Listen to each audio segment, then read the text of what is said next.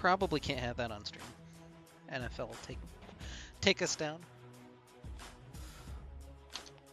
Wouldn't be the ideal situation.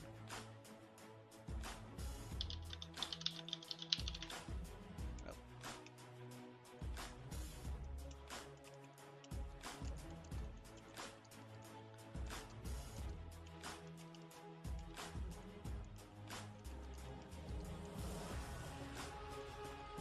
I saw a tweet by the doc that he put 250K on the Bills to win it all.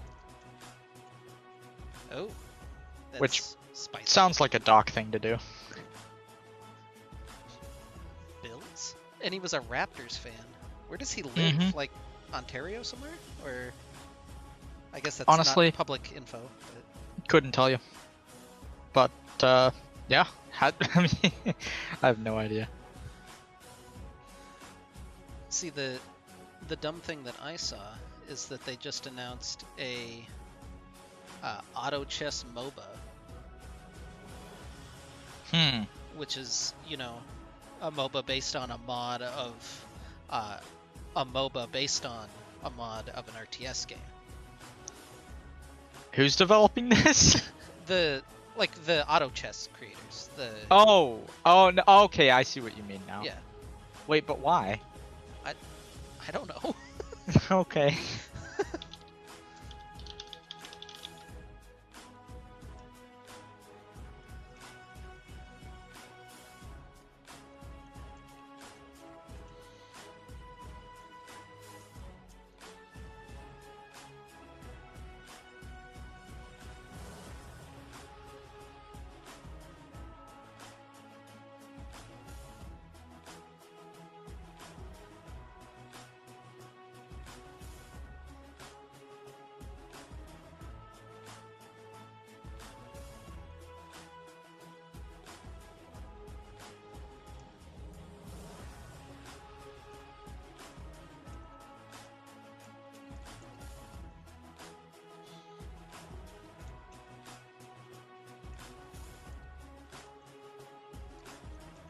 So you got the Bears or the Saints?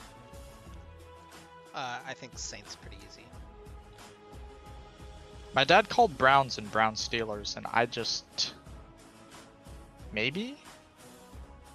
I want to believe in that timeline, but... I don't think I do.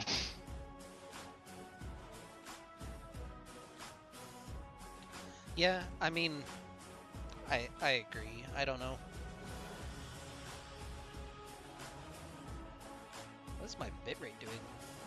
That's kind of a weird little pattern it's going on. Oh well.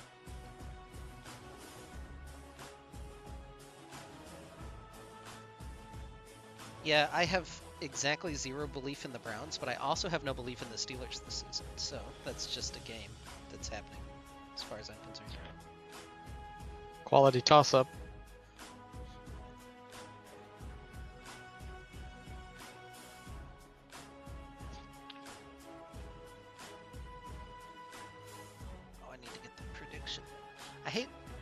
I think it's probably because of the way that I have the dashboard set up, but like every single time I log in to our Twitch channel, I have to turn it back to dark mode, and then I have to add the prediction thing to the quick actions. It's very annoying. I don't know if that's the case if I was logged in normally. No, I'm lucky. It's hard because I don't want to log out of my own Twitch channel, but you can't just be logged into two Twitch channels at the same time. Right.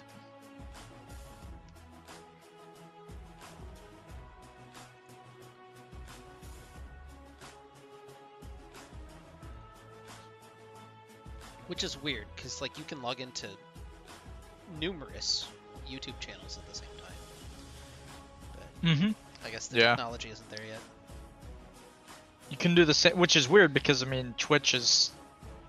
I don't know if are they actually owned by Amazon now, or is they just really like heavily affiliated? Yeah, because you can definitely do the same thing with multiple Amazon accounts. So, yeah, I don't know. Like if you have mod privileges, you can access your mod dashboard for it. But like, I need to invite you to this game.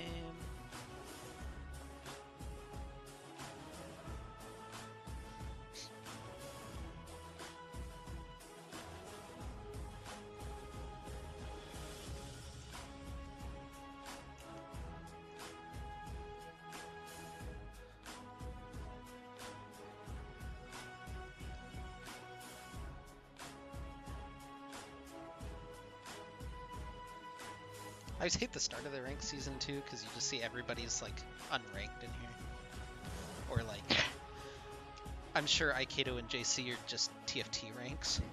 Yep, mine's a TFT. If I joined back, you'd see me at Diamond 3.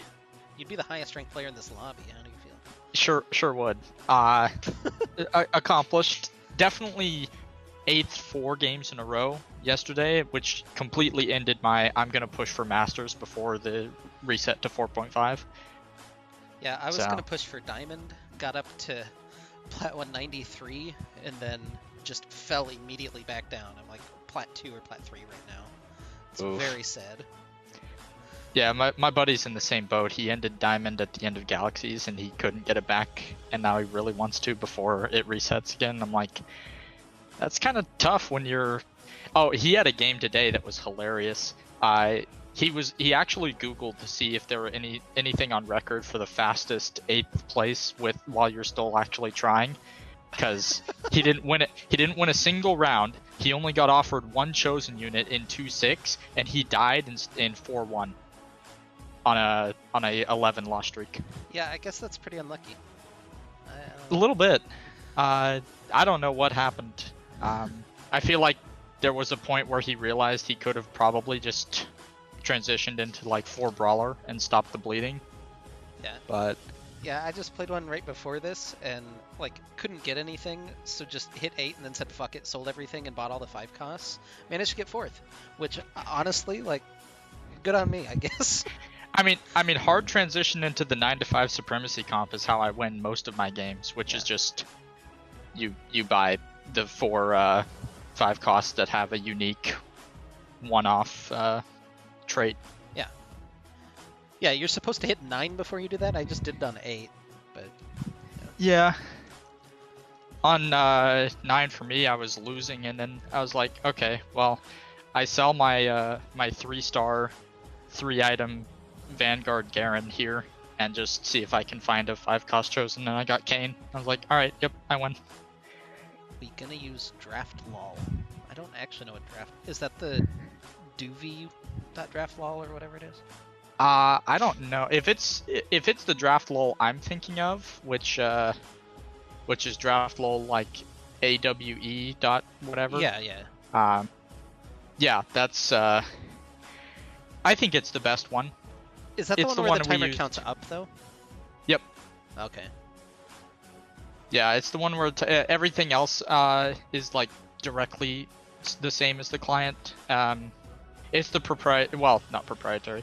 It's the one that you are recommended to use in Legends. I like the Chinese one, other than the fact that there's a bunch of Chinese characters. So. Right. Other than that one's Pentac, I think. Shout out to Pentac. Yeah, PentaQ. We love PentaQ. Yeah, DAWE.GG. Blue cap. Yeah. I couldn't remember if it was W or V. Spec link. Well, there we go. Let's see if this works in my... Yep, this is the one I remember. How bad does this look? Oh. Yeah? It's not the cleanest. Well, I mean, actually, it's pretty clean, but it's very minimalistic. It does give you the champion categories by lane that you can sort through, which is kind of nice. Oh, it just looks significantly better in browser. Okay, well, it's gonna look awful on the stream. I can't do anything about it. No, it is for sure. It's unlucky. I don't remember what they did to stop it from looking like this. I think they have an overlay that they put over it. Yeah. But I can't make an overlay in like 2 minutes before we start here, so it's just gonna look trash. I'm not all that good at Photoshop. I don't even own Photoshop, is how good I am. Yeah, same. Alright, they're getting ready. So welcome, ladies and gentlemen, to the FPL semifinals. Oh, I'm on camera. I can't just goof off right now. So, the FPL semifinals between Return of the Middle Sticks and Regicide Esports. Apparently, Regicide Apollo is their designation. But yeah, my name is Meristematic. With me is Neo. Together, it's a me, a Mario. Yes, I'm so glad you used our actual casting designation. As it turns out, our side plus the JC are the only TFT players, apparently. And the draft has already started. We've got a you can instant see, Pantheon ban. Yeah, on the stream you can see some very little tiny bands up there on the top. So, again, didn't know that we were going to use this particular draft thing, but, you know, it works out that way sometimes. So, Zyra, Yone, and Shen going to be taken away by ROTM, and Tristana, Anivia, and Pantheon taken away by Regicide, and that'll leave ROTM up for the first pick. I would be surprised to not see Jhin locked here, because, Samso loves Jhin, and Jin's one of the 2 best ADCs on the patch, has been for most of preseason, actually. Yeah, and I'm pretty sure that he played it like all but 1 game this season, so should be no surprise to Regicide either, and we'll see if they have something up their sleeves. Potentially, the Vayne bottom lane could also be top lane, but yeah, Vayne, kind of an interesting pick to lock in and counter the Jhin. Yeah, knowing that the only thing that RotM has locked in is Jhin actually makes me kind of question whether or not Vayne is bottom. I'm looking at it like it's top lane-ish right now, but I'm sure RGC Apollo, being better players than me, are probably looking at it in both roles. That's a good flex to lock in. Hecarim, never a bad selection in jungle. Yeah, so Hecarim also taking something off the table for my Kato, putting a little bit of pressure on him, and the Camille is locked in already for Tendies. I guess technically a flex between Iketo and Tendies, although we haven't seen Iketo play it in a minute, so I'd be kind of surprised to see that jungle. Yeah, it would be interesting to see him take that. Maybe it's specifically a pick into Hecarim, but I don't think there's any particularly amazing interactions there, so. And it won't be. It's definitely Kha'Zix for him. Poppy going to be the hover as well and locked in, so that should be the Poppy top to go into the Camille, which isn't the most fun Camille matchup that's ever existed. So I kind of like that pick for Regicide, and now some more bans available. It's also kind of nice into Kha'Zix if Iketo ever tries to go for the upgraded leap anytime before level 16. It's not an amazing experience. Yeah, and now I am kind of interested. Both teams left their supports open, which is something that we don't traditionally see in the FPL League. A lot of priority on early supports and bot lane combos, but instead Black Salt and the JC going to open themselves up to some bans, and already the Morgana taken off the table, as well as Galio on the other side. No Hecarim Galio combos in my lobby today, thank God. It is also very strong in support right now, so it serves dual purpose, banning it out here. No Victor for X-Craze. He has been really strong on that pick recently. I got to play with it actually yesterday. Super fun. Yeah, and our last ban before we'll see that lobby shape up. And the Kassadin is hovered and taken away. So no late game scaling monster option to go with the Vayne. And now Regicide needs to probably lock in a support here, I would imagine would be the ideal situation. And I like that pairing. It's very difficult for Jhin to do anything about Nautilus. You can sidestep the hook, you can Gale Force it if that's your chosen mythic option, but you're not going to do anything about the ult, especially with Morgana taken off the table. There's basically no way to stop Jhin from flying up into the air here.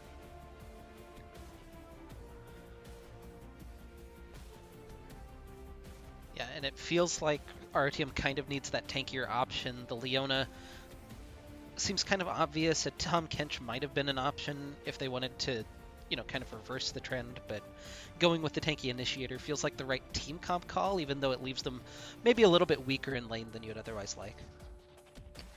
Yeah, and this is also tried and true blind pick mid scenario if that Syndra does get locked in. You don't know what you're playing into, but Syndra basically never a bad mid lane pick. Yeah, and there's the Syndra locked in for X-Craze, so... The Echo is open, one of the more traditional Syndra counter picks. You can also be a little more aggressive, take something like an Akali here. Basically any assassin, but Corki is actually going to be the selection, which a little more range, which is nice for RGC Apollo. Yeah, I kind of like that. The double marksman with the big beefy Poppy Hecarim Nautilus front line makes a lot of sense. It's going to be tough because there's not that big traditional peel that you'd otherwise want against like a Camille and Kha'Zix jumping on you. So it'll be really interesting to see how Big Mo and DSA are able to play these fights and stay safe. It does also split the focus for the two backline divers of Return to the Middle Sticks. You've got more than one marksman to focus now, so as long as one of them doesn't fall significantly behind the other, now you kind of have to pick and choose, or you just go with whichever one is free if there happens to be a significantly better option mid-team fight.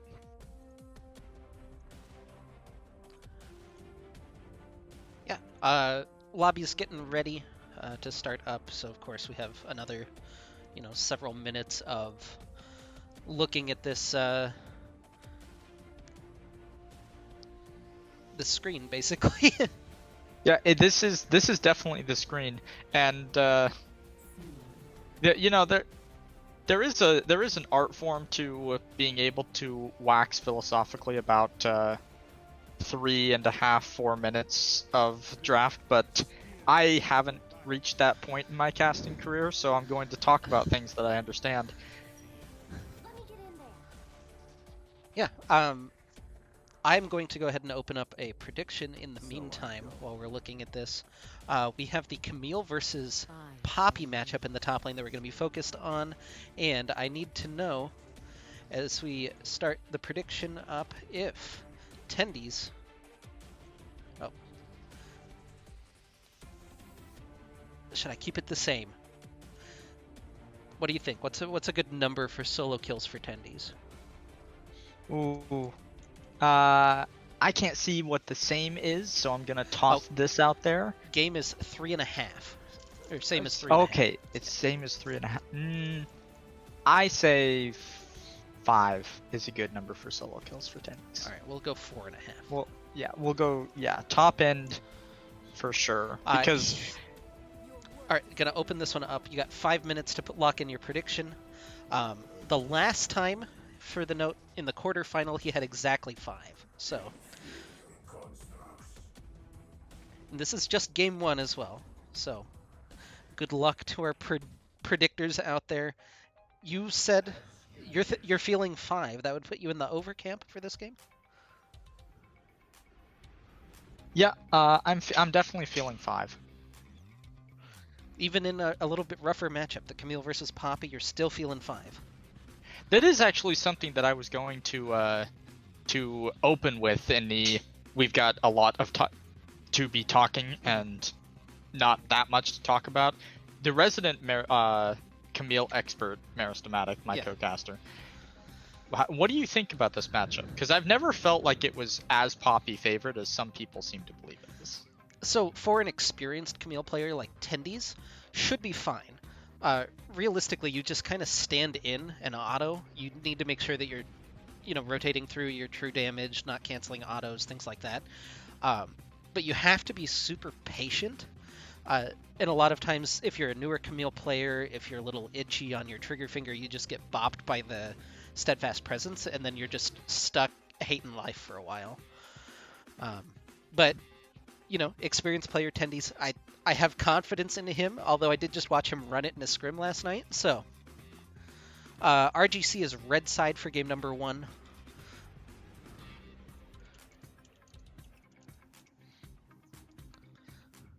Kind of weird to two teams talking to each other in the Twitch chat, but players locked in. They're loading into the Rift right now. 3-minute spectator delay. Again, thanks for joining us on the channel. Hit us up with your prediction on Tendy's solo kills. Looks like everybody's betting over 4.5. Oh, I didn't change the title.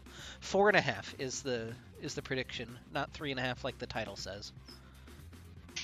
Sorry about that.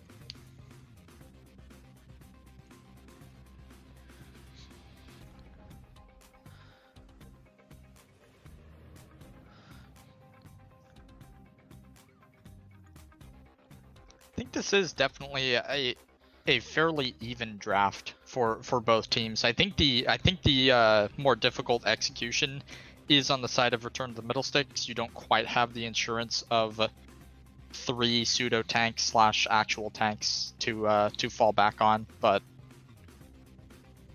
I've seen Aikado do some ridiculous stuff on Kazakhs, so maybe that'll make up for it a little bit. Yeah, I was gonna say the Kazakhs Camille is harder to execute, but with the way that those two players have been playing recently in FPL, you kind of have to give them the nod. But this is the big moment. This is no longer 1 seed versus 4 seed.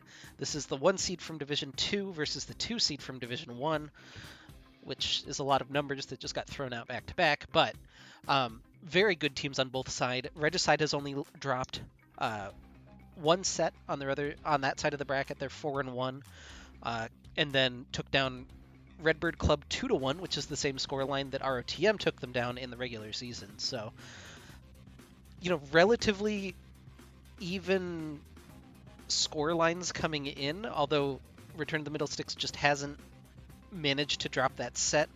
We're going best of 5 tonight, so long. It's a marathon. You've played in at least one best of 5 that I know of.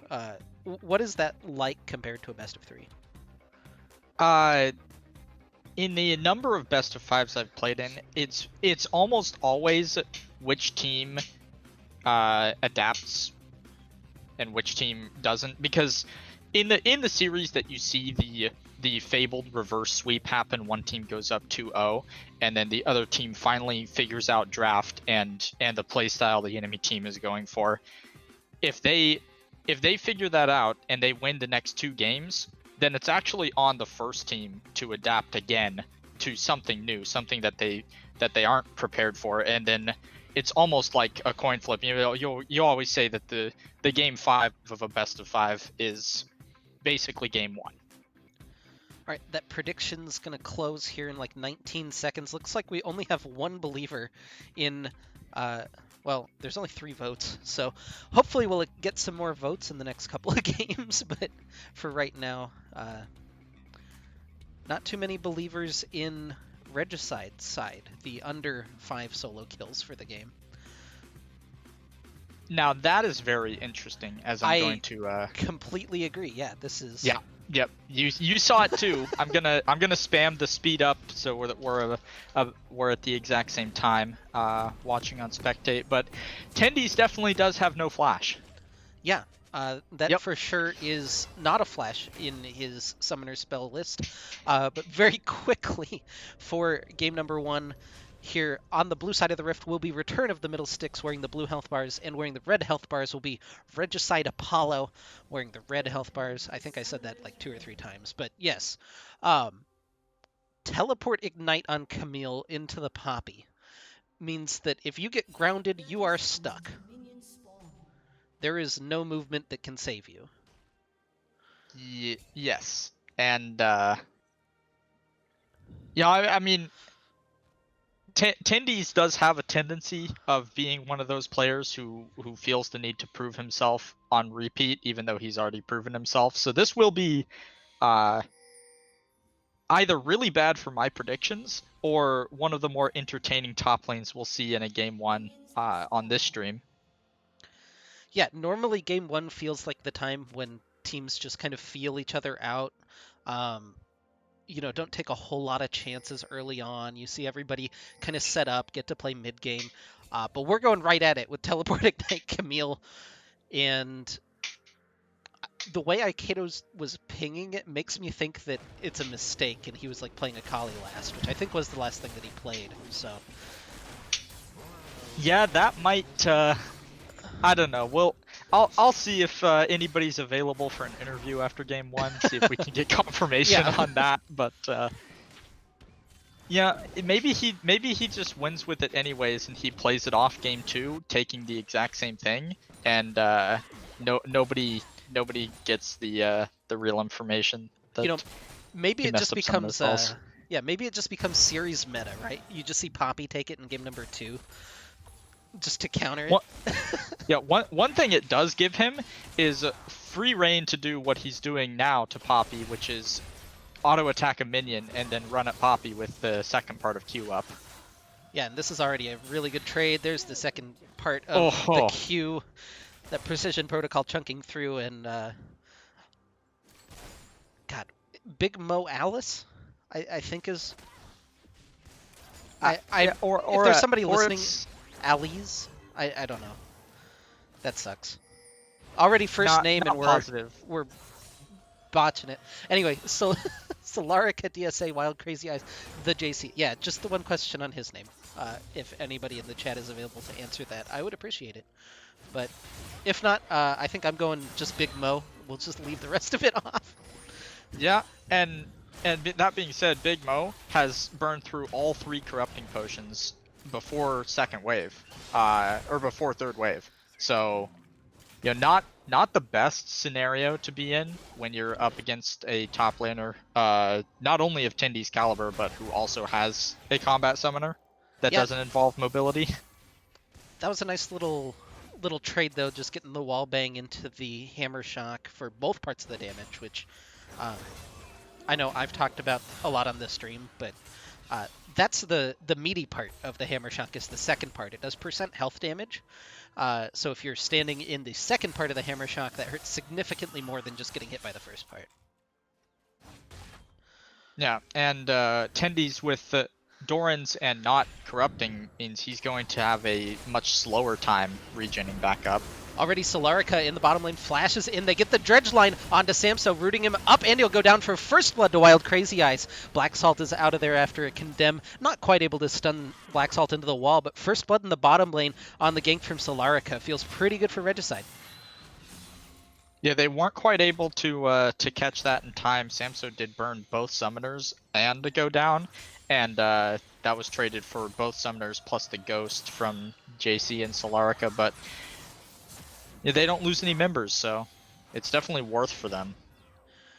Yeah, 400 gold in the pocket of the Vayne, which is a win condition on its own. If Vayne can get ahead and continue to play well around the assassins from ROTM, could see a really big game from Mr. Eyes himself. And I did see Aikato hovering topside, but wasn't able to find anything. The health differential and the fact that Steadfast Presence is going to stop hookshot 100% of the time means that there is no real gank to be had up there. Yeah, that was a better trade for Tendies. You can see he's out to a big, decent CS lead, has the wave pushing in his favor as well. So he's in a good spot, despite being kind of down in health in that lane. Now this is the play, though. JC on the recall, headed toward mid lane. Not going to look for anything on X-Craze, but getting some vision potentially, just making sure that Black Salt isn't there, also ganking his mid laner. And looks like that's communicated as DSA is going to grab... Not going to grab the back, going to get interrupted, but... you know, maybe the bigger issue here in the bottom lane is now, even after that kill, is Aikedo just walking in mid to help shove the wave, it looks like. But the wave pushing in bottom lane for Samso and Black Salt means that Wild Crazy Eyes and JC could potentially just stall this wave out right outside that turret and get another return gank from Solarica. Yeah, and X-Gray's no mana, wants to back, calls Aikato over to get the wave so that he doesn't use his health bar as a resource put to a potential gank, clearing that last one. And interestingly enough, Big Mo actually backed and TP'd out without enough gold to get Bomby straight up. Had to go with the double Ruby Crystal. Oh, this is going to be an issue on this Dragon. Solarca coming in. He gets stunned up. Smite from Aikedo is in time, but now Black Salt and Samso stuck in the pit trying to fight it out. Black Salt has flash to get back out, but Samso falls for a second time. Infernal Dragon at 6.5 minutes for another kill. That's a tentative trade, and yeah, I don't know. Samso's in a rough spot now. Tentative trade for sure, but it could have been much worse. Yeah. With exactly 44 health in his reservoir, Aikedo hit the smite and the jump over the wall before dying, which, I mean, yeah, a couple seconds in either direction, and that could have gone much worse for RotM. So. Yeah, I think the big hero of that play was Black Salt stepping up right into the face of Solarca, knowing that he doesn't have the flash spell, has Ghost instead, and able to just stun him right outside of smite range, it looked like, so that Aikedo could get to the back of the pit and secure that dragon. But, you know, surviving. Samso's still saying relatively even in CS, despite being a little bit behind. The Noon Quiver compared to the Boots of Swiftness, not the most comfortable feeling a Jin's ever been in the bottom lane. No, definitely not. And oh, that's a good trade though from first. X-Craze. Oh, the flash forward, not going to find the Q, but the trade of flashes in the mid lane might set something up. You can see X-Craze has burned his teleport, so this isn't going to cost DSA too much if he wants to back and teleport back to the wave. Yeah, I was before that happened, I was just about to say the only silent lane we've had so far is mid, and that's also part of the reason that both mid laners are sitting at significantly higher CS totals than the rest of the map. But a really good max range stun from X-Craze there on Scout of the Week, and the all-in will push DSA back a little bit. Of course, DSA, both solo laners Solarca's actually. here, going for the dive, hits the unstoppable onslaught, just picks off the kill underneath the tower.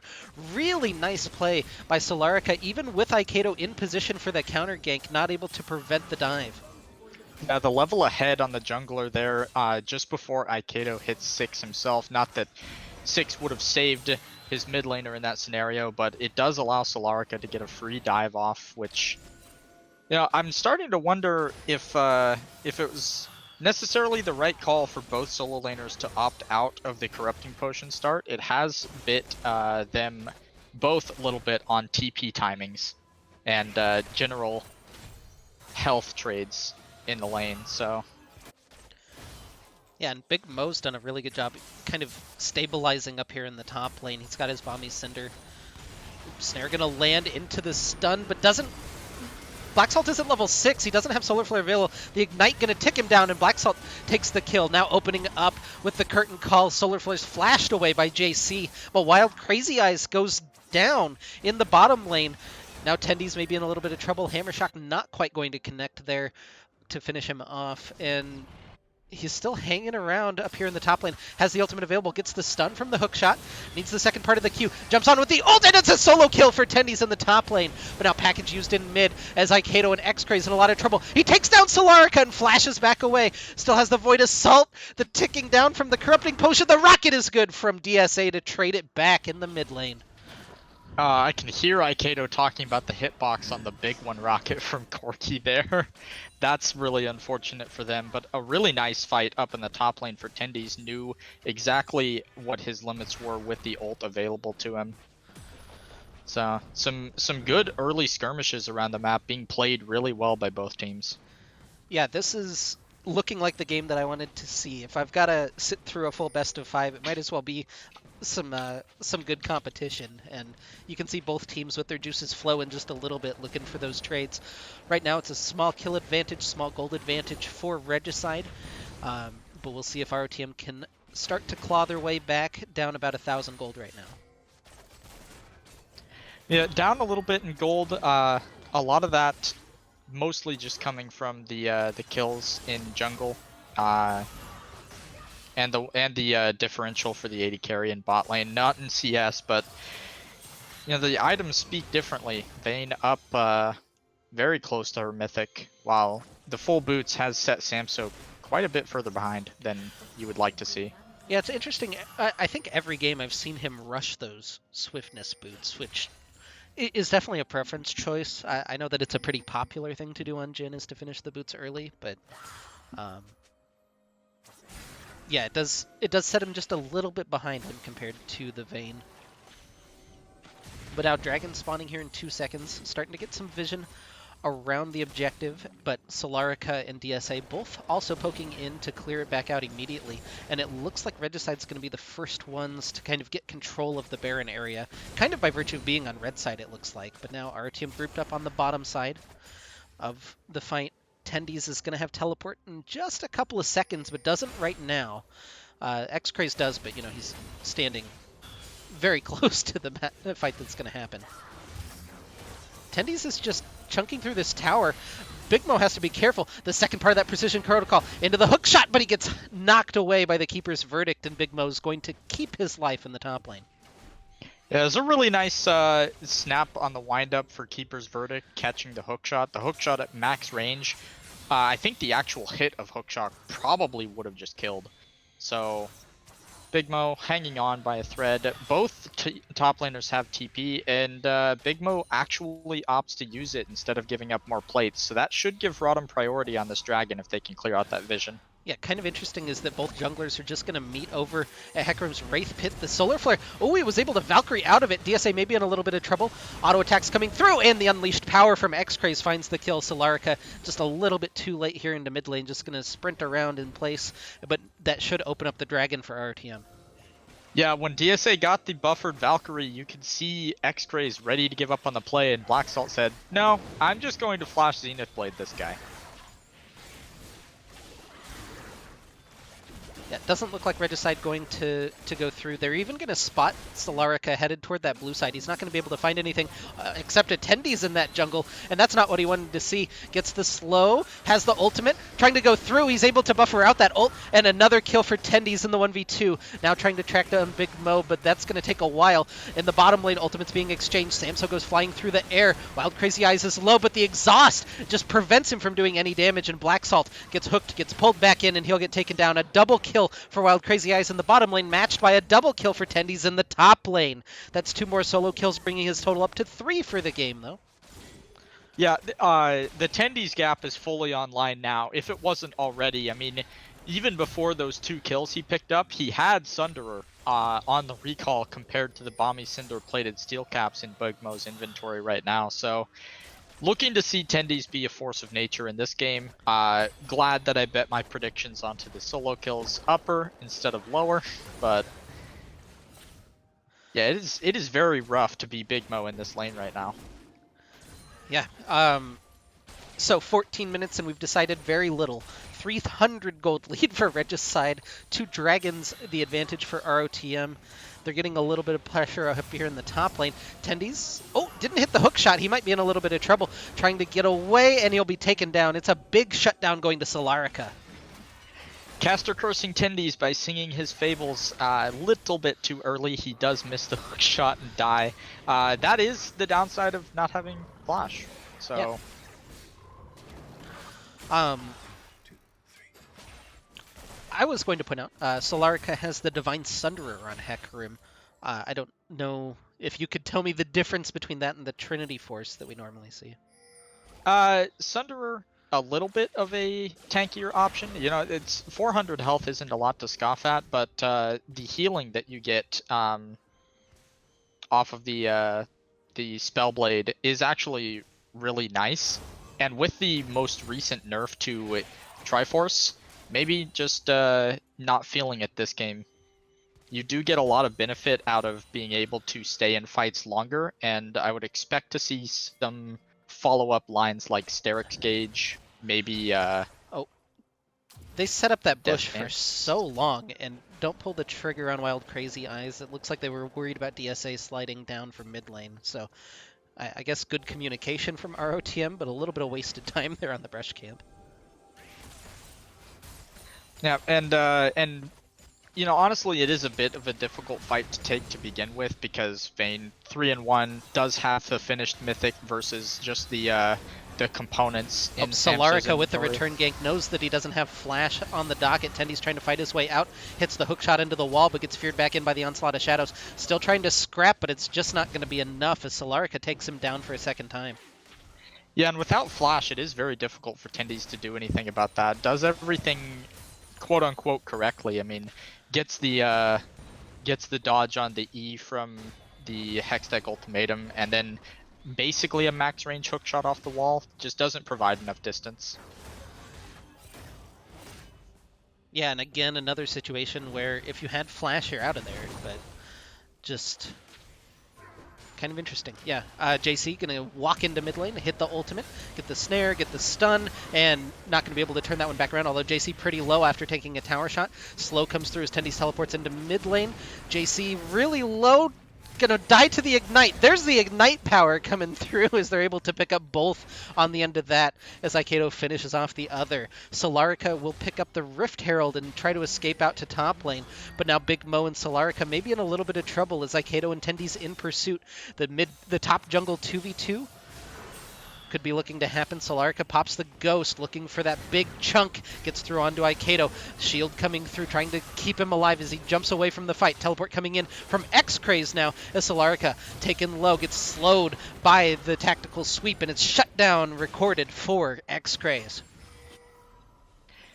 Yeah, and I expected Aikedo to get popped very early, and then I noticed that due to some nice farming, the gold he's been able to pick up, he has picked up the Eclipse, the shield keeping him alive with the extra movement speed on top of it. Very effective item for Aikedo, and noticeably quiet early game for Aikedo, but 2-1 and 2 now, and Tendy's going to take down the tower and maybe take down Big Mo at the end of this one.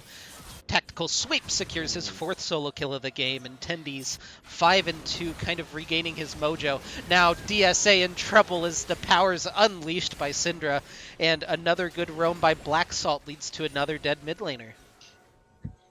Yeah, and DSA kind of needs to stop stepping up so far. I don't even think Black Salt actually needed to be there, assuming that the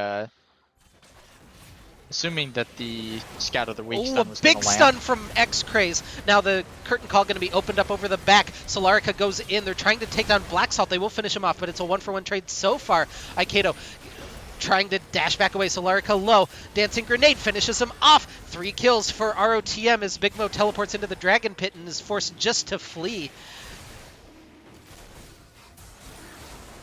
And Aikedo and Samso... Oh, go ahead. Yeah, no, go ahead. I was just going to say they're taking the dragon. That's all of that. Yeah, no, the dragon's definitely ROTMs, and now these skirmishes are really going in their favor. Big Mo forced to ult away Tendy's, lest he give him another kill. Yeah, DSA just stepping up into the danger zone. Gets hit by the hook shot, though. The slow not quite going to land, but Tendy's finds the kill on the back of that one.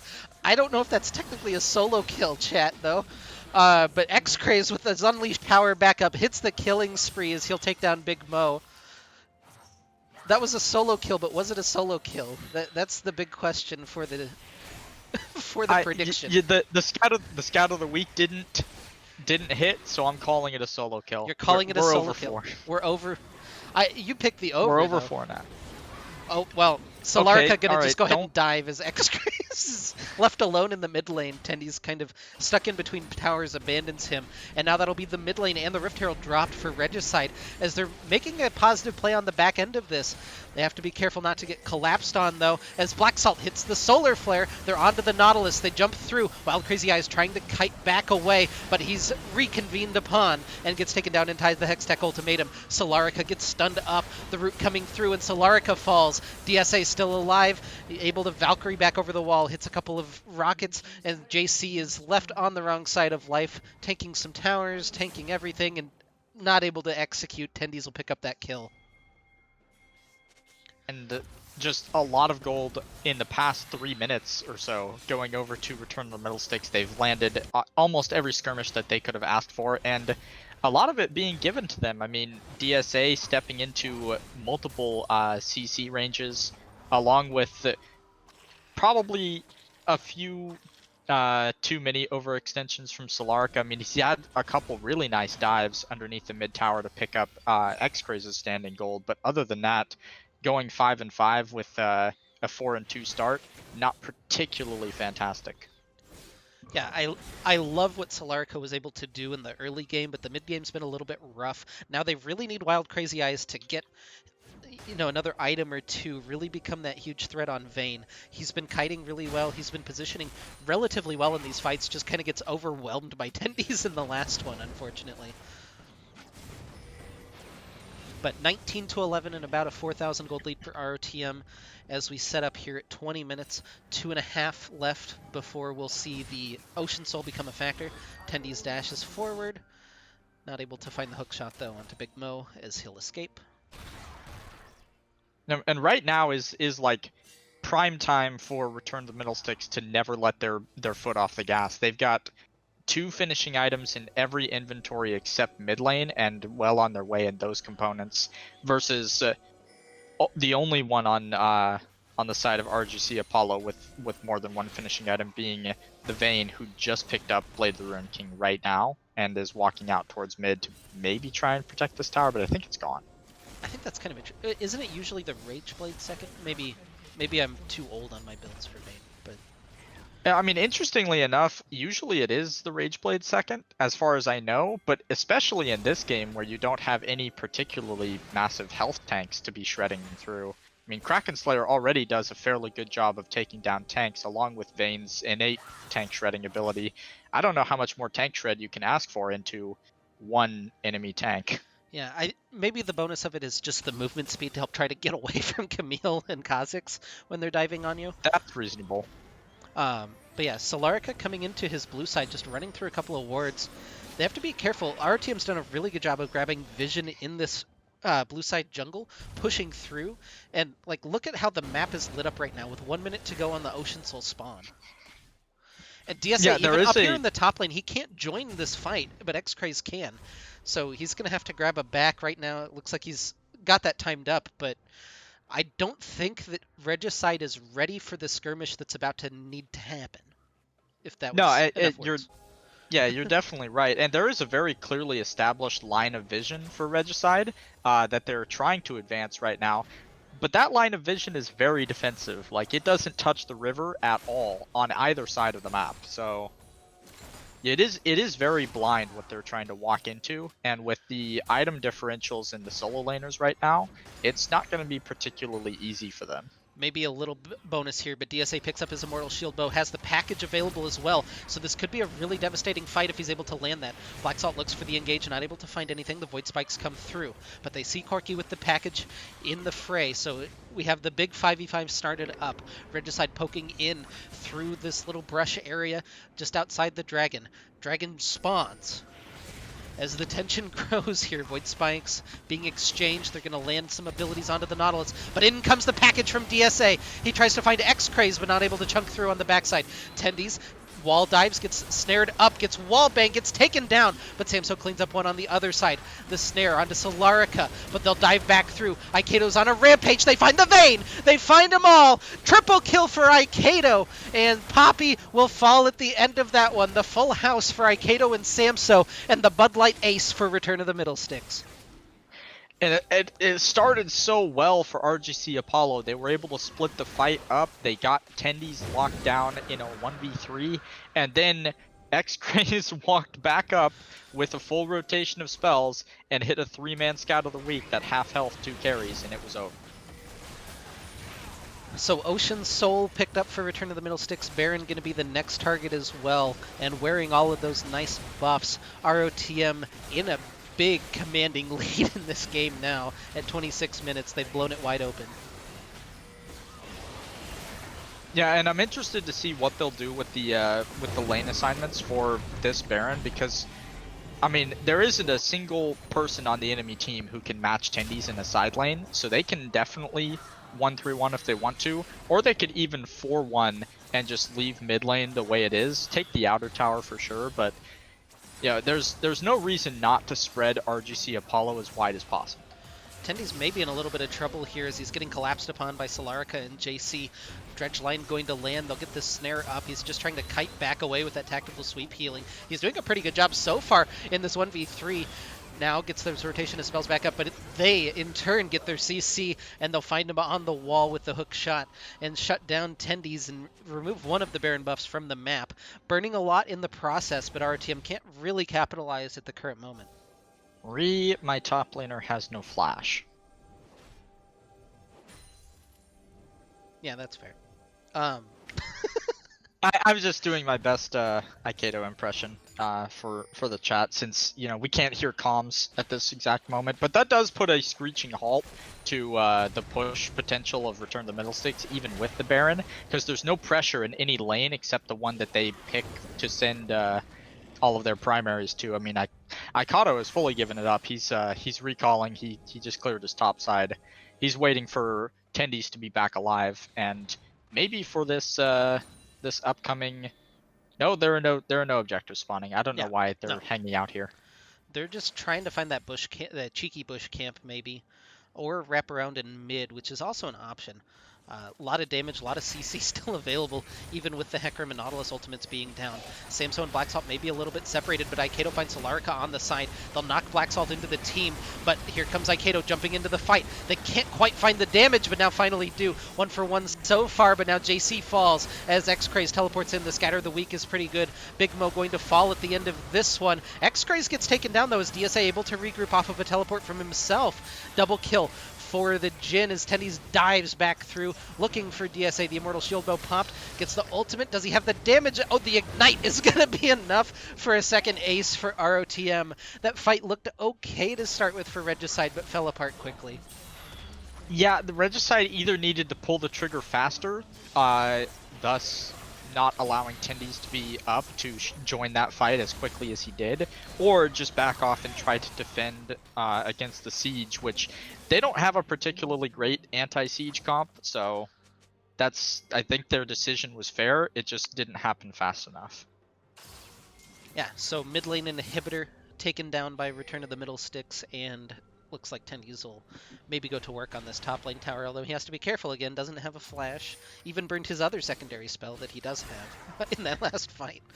But yeah, some big item purchases coming through. You have the Cyrilda's Grudge, the Sterix Gauge finished up for ROTM, Zanya's for X-Craze.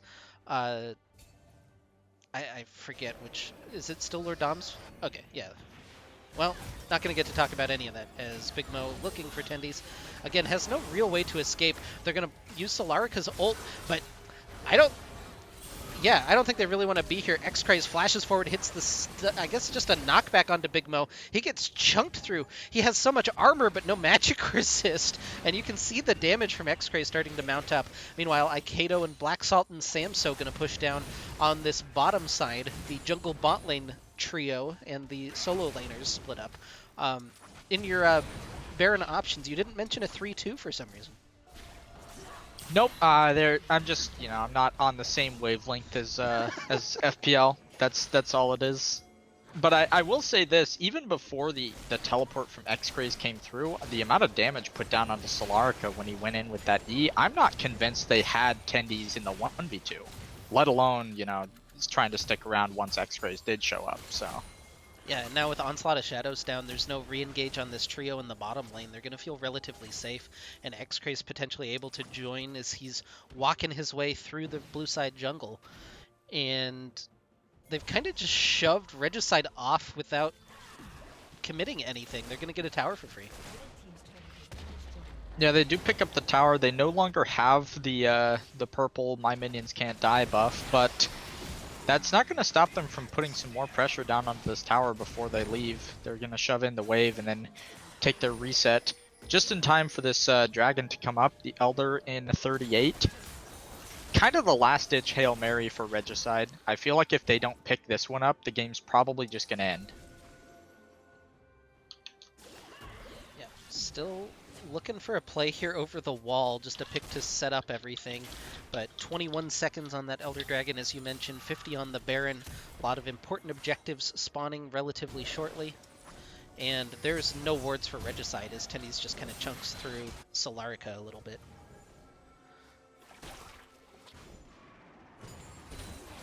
Package available for Corki again. It hasn't been the most impactful thing that we've seen so far this game. Stun doesn't quite land onto JC as Dragon started up. It's down to 8,000 now, which is still a lot of health as the fight breaks out. Solarica dives in, but he's not able to find any targets as Tendies takes him down. DSA dives through. It's a huge package. X-Craze able to just Sanyas and stay alive. The double kill for Tendies is Big Mo looking to finish off anybody, but it's just not going to happen. A triple kill for Tendies and an ace for ROTM, and that'll be game number 1 for them as well. Yeah, unfortunately for Regicide, Solarica basically died before he got to do anything, and then the ult only feared for as long as he was alive, which wasn't very long. And then the fight was over. A clean ace for RotM, a very nice game, despite a couple of really nice early plays for Regicide pre 10 minutes. After that, it was just the return of the middle stick show. Yeah, once Tendies got online in the top lane, it felt a little bit inevitable, but we were clinching a little bit. Like the bottom lane was behind, Wild Crazy Eyes was ahead, Solarica was very ahead, and good on return of the middle sticks not to break the mental and continue on. So 1 game in the bag, still 2 more to go for return of the middle sticks. What do you want to see from Regicide in terms of draft or changes for next game? I would like to see them come up with an answer to mid lane, the Syndra that's better than the Corki matchup that we saw. It felt like DSA had a I don't know. I don't know if it's matchup difficulties or if he just had a couple really unfortunate early solo fights that put him behind, but it felt like the Syndra was way more effective than the Corki was, even with package and team fights. Yeah, I really liked. There were a couple of huge stuns hit by X-Craze throughout the course of that game to just completely flip fights in their favor. But I was able to get confirmation that the ignite from Tendies was intentional, so yeah, that I can't argue with the scoreline. It worked out perfectly fine for him.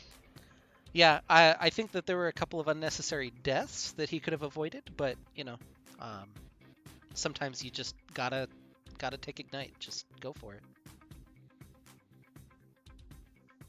So we'll go ahead and take a short break while we load into game number 2.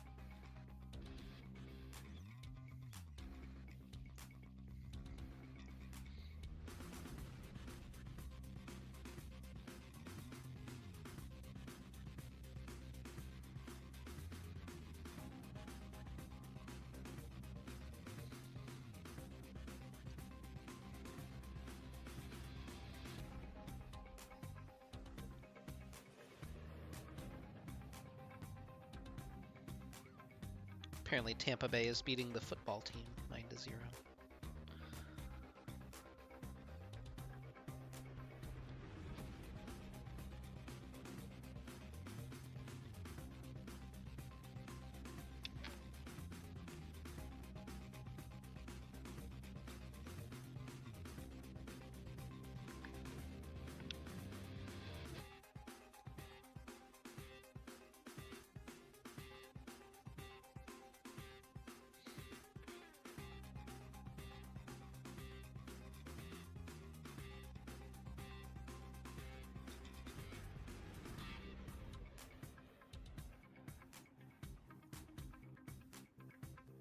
Oh, the third one is the spectate link? Oh. They're trolling with their communication. Okay.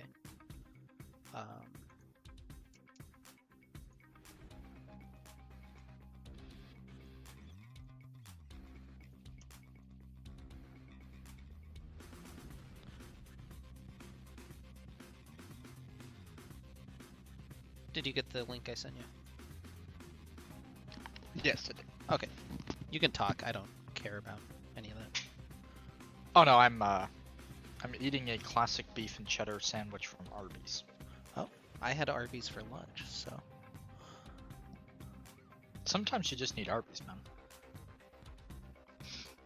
I will say, when I worked for Sonic back in the day, and we did the Shamrock Shake special for like 3 months in the summer, that comparison that everyone did between that and the mint chocolate shake that they did at Arby's, it's not a comparison. Arby's is just better. Yeah. The Pantheon band's back, by the way. Oh, they're just on? They're just doing it. Yep. All right. No ready check. Well, yeah. We're going for game number 2. RotM up 1-0 on the red side for this game, and that's a Camille on the ban list. Very surprising, I think, given what we saw in game number 1. But that's the only change for Regicide, and for RotM, keeping those same 3 bans. Yep, and I like taking JC's Zyra off the table. It is definitely like his go-to pick. The Tristana is going to be locked in first for RGC Apollo, so they've definitely got a plan for that one. Yeah, it feels like that was the contested choice between these 2 ADCs, but it'll be the Jhin again for Samso. So yeah, I mean, I didn't feel like the Jhin was necessarily the big issue for Regicide, but it does feel kind of strange just to hand them over the Jhin for free. Yeah, it is. I mean, like, it's far and away the comfort pick for Samso, so they clearly either don't put a lot of stock into the bot lane being like the primary point of power for return to the middle sticks. Yeah, and Nautilus going to be picked for Black Salt this game. So the Jhin Nautilus combo fully online, never been seen before by the RTM bot lane. And the Morgana hover for RGC Apollo feels, kind of natural, honestly, in this spot.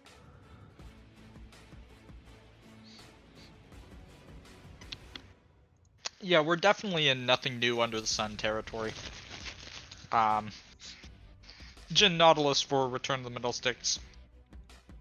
Playing into Morgana because that's just what you do when the enemy team locks Jhin Nautilus, so... Sorry, I completed the prediction so we can have another prediction here going into game number 2. Yes, give me my channel points. I mean, you were betting against 10, big... Yeah, massive. Absolutely. Olaf locked in for Regicide for Solarica. I didn't feel like there was necessarily an issue with the Hecarim, and I don't know that it gets resolved by Olaf. So I'm kind of interested in the Olaf pick, but it'll be Victor locked for X-Craze, and now you can use these 2 red side bans to get rid of some other mid laners that you don't want to see. So I really like the Victor in that slot. Mm-hmm.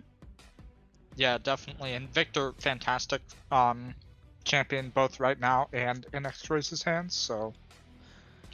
Yeah, and an update on the other semifinal going on. Imperial Knights took game number 1 off of Glacial Vendetta. So the Division 2 teams out to 1-0 leads to start us off in the semifinals.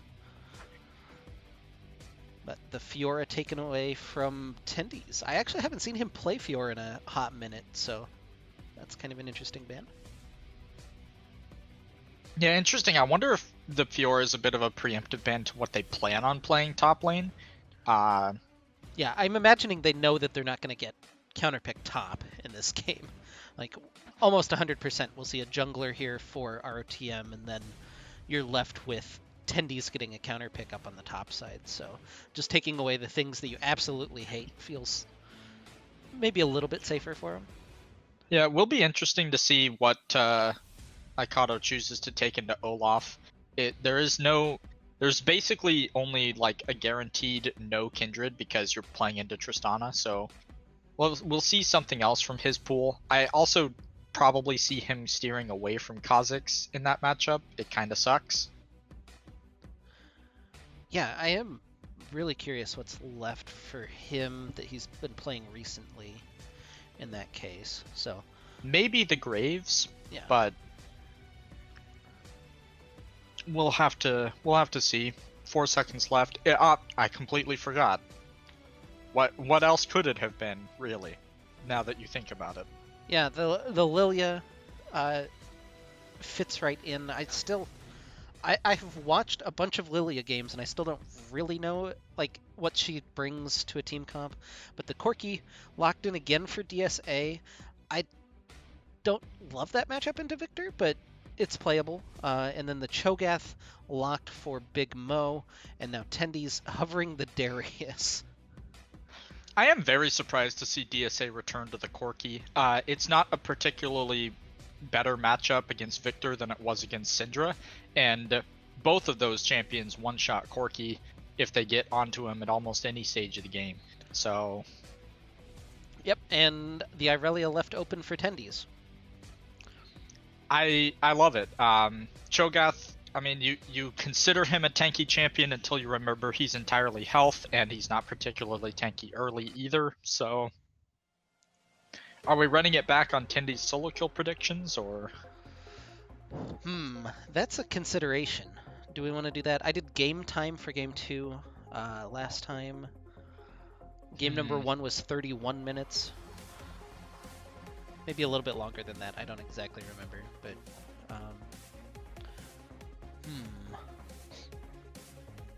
Chat, what prediction do you want to see? We need something that'll split you guys 50-50.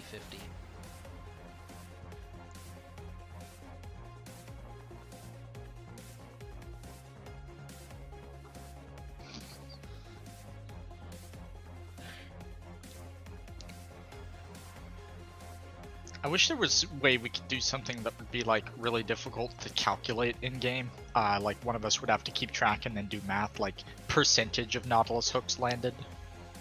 Yeah, that just plays into the copy pasta pretty well, but it's not super realistic. Yeah, it also doesn't like cast super well, I guess, if that makes sense. Because then we're distracted counting hooks, and we might miss some because spectator. So, let's go. They're still not starting the client, so we have some time to think.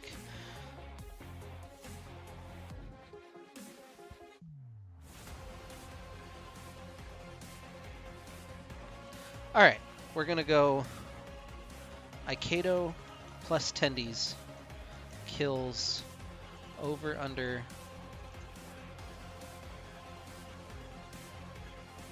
26. That's specific and arbitrary. I love it.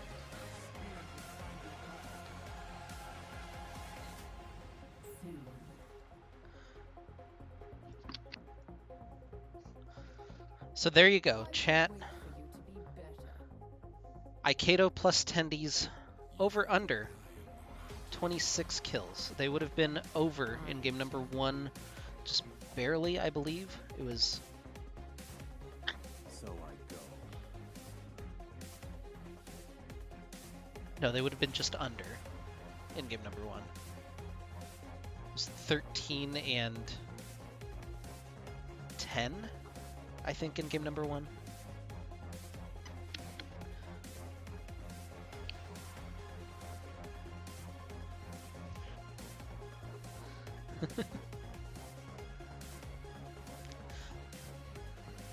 So let's talk a little bit about these comps, I guess. Yeah, I don't really know where I want to start, honestly. Neither do I. I was thinking about the jungle matchup a little bit. It doesn't sound great for Olaf, just because if Lilia hits the first ability, landing Axe is a nightmare. But at the same time, if you land Axe on Lilia, where does she go? And you also can't CC Olaf post 6, so at least it doesn't take into account the crab fight, but I'm not sure who I really favor in this jungle matchup. Yeah, I think it's definitely interesting. I still worry about just the sheer damage output from Regicide. Like, you have Cho'Gath to eat somebody for sure, but there's still 4 threats essentially on Return of the Middle Sticks. And unless Tristana gets super far ahead, I don't know that you have a way to really corral 4 people. Yeah, I mean, we can just go down the line of team fight effectiveness. Cho'Gath less effective than Aurelia. Uh, Olaf about as effective as Lilia, but they do very different things. Corki and Victor, it's way dependent on who's ahead, but I would generally give it to Victor just because Storm is a really annoying ability to fight into. And then the bot lane is kind of a wash. I mean, you want Tristana to be able to scale and farm, but she doesn't necessarily scale that much harder than Jhin does. And I would give it to Jhin Nautilus in a 2v2 most of the time. Yeah, I think the biggest issue I have is that there's no adaptation from Regicide, basically. Like, other than going double ranged bot lane, this is essentially the same comp that you just ran.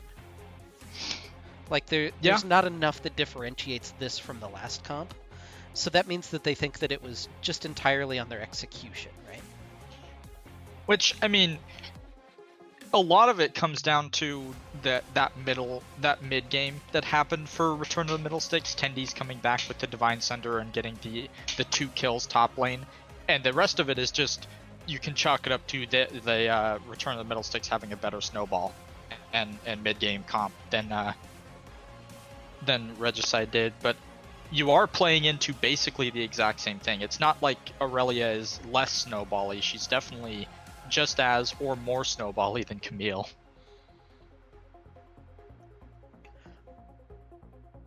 Yeah, I just wonder if you get bopped here in game number 2 the same way. Like, you have to change things for game number 3, right? You can't just run the same comp a third time and hope for the best. Not that that necessarily will happen. Maybe they'll find it, and then ROTM will have to be the ones that look very introspective at what they're doing. But this is essentially what they've been doing all split and all of, the Get Wrecked split before that, and basically their entire lives. Like, this is an ROTM comp, and there's no deviation from that. No, none whatsoever. And it would be interesting to see what direction Regicide does adapt to if they do. I mean, do you actually try to take it to Return of the Middle Sticks down 2-0, pick super early game and win fast? Because your other option is like stall the game out 40 plus minutes, which is kind of the comp you're already gunning for with Tristana, but maybe the supporting characters could use a little tuning. Or you pick a Deathball teamfight comp with something like Jarvan Galio or an Orianna in the mid lane, something with a Mumu, and you just sit on top of each other and never answer the split push. Yeah, it just feels like DSA is getting knocked really far down his personal tier list, right? Because we're seeing the Yone ban, we're seeing the Galio and the Kassadin ban in the second phase. I like, why wouldn't you want Galio or Kassadin even with this team comp or with the last team comp? I think you just have to pick your mid laner a little bit earlier and maybe leave something for Solarica a little. Like, I don't know. Anyway, 20 seconds left. Thanks for tuning in. If you don't follow the Middle Six channel, please hit that follow button. It does help us out a lot. If you have a Prime sub available, we would also love it. I think that's all the shilling that I really want to do. I was feeling comfortable. Hey, give me money, please. But Yeah, we're loading in here. I definitely agree with you on the point about DSA though. Like it isn't really that bad to get counterpicked as either of those champions that get banned in the second rotation, especially the Galio. It still does its job. even if it gets behind or it can't farm super effectively in lane. I don't know. Yeah, well, we'll see what the truth of it is as we load into Summoner's Rift for game number 2. On the blue side, wearing the blue health bars for game number 2 is Regicide, and up 1-0 on the red side, wearing the red health bars is Return of the Middle Sticks, and a pause. Well, we'll get to marinate on that just a little bit. No ignite for attendees this game. Yeah, noticeably there is a flash in my top lane on red side, which I'm happy about. Also, I have, it's been long since me not keeping up with 80 carry meta, but Hail of Blades Tristana doesn't seem like it's particularly standard. Maybe it Um, is. so I would say that, except that I also saw Samso playing Hail of Blades Tristana on his stream recently, so Okay. I'm going to hinge on the side of it being standard for both of our ADCs in this game's sake, but I also, it feels weird. I don't know that I would, like, I don't know why that would be better than Lethal Tempo necessarily.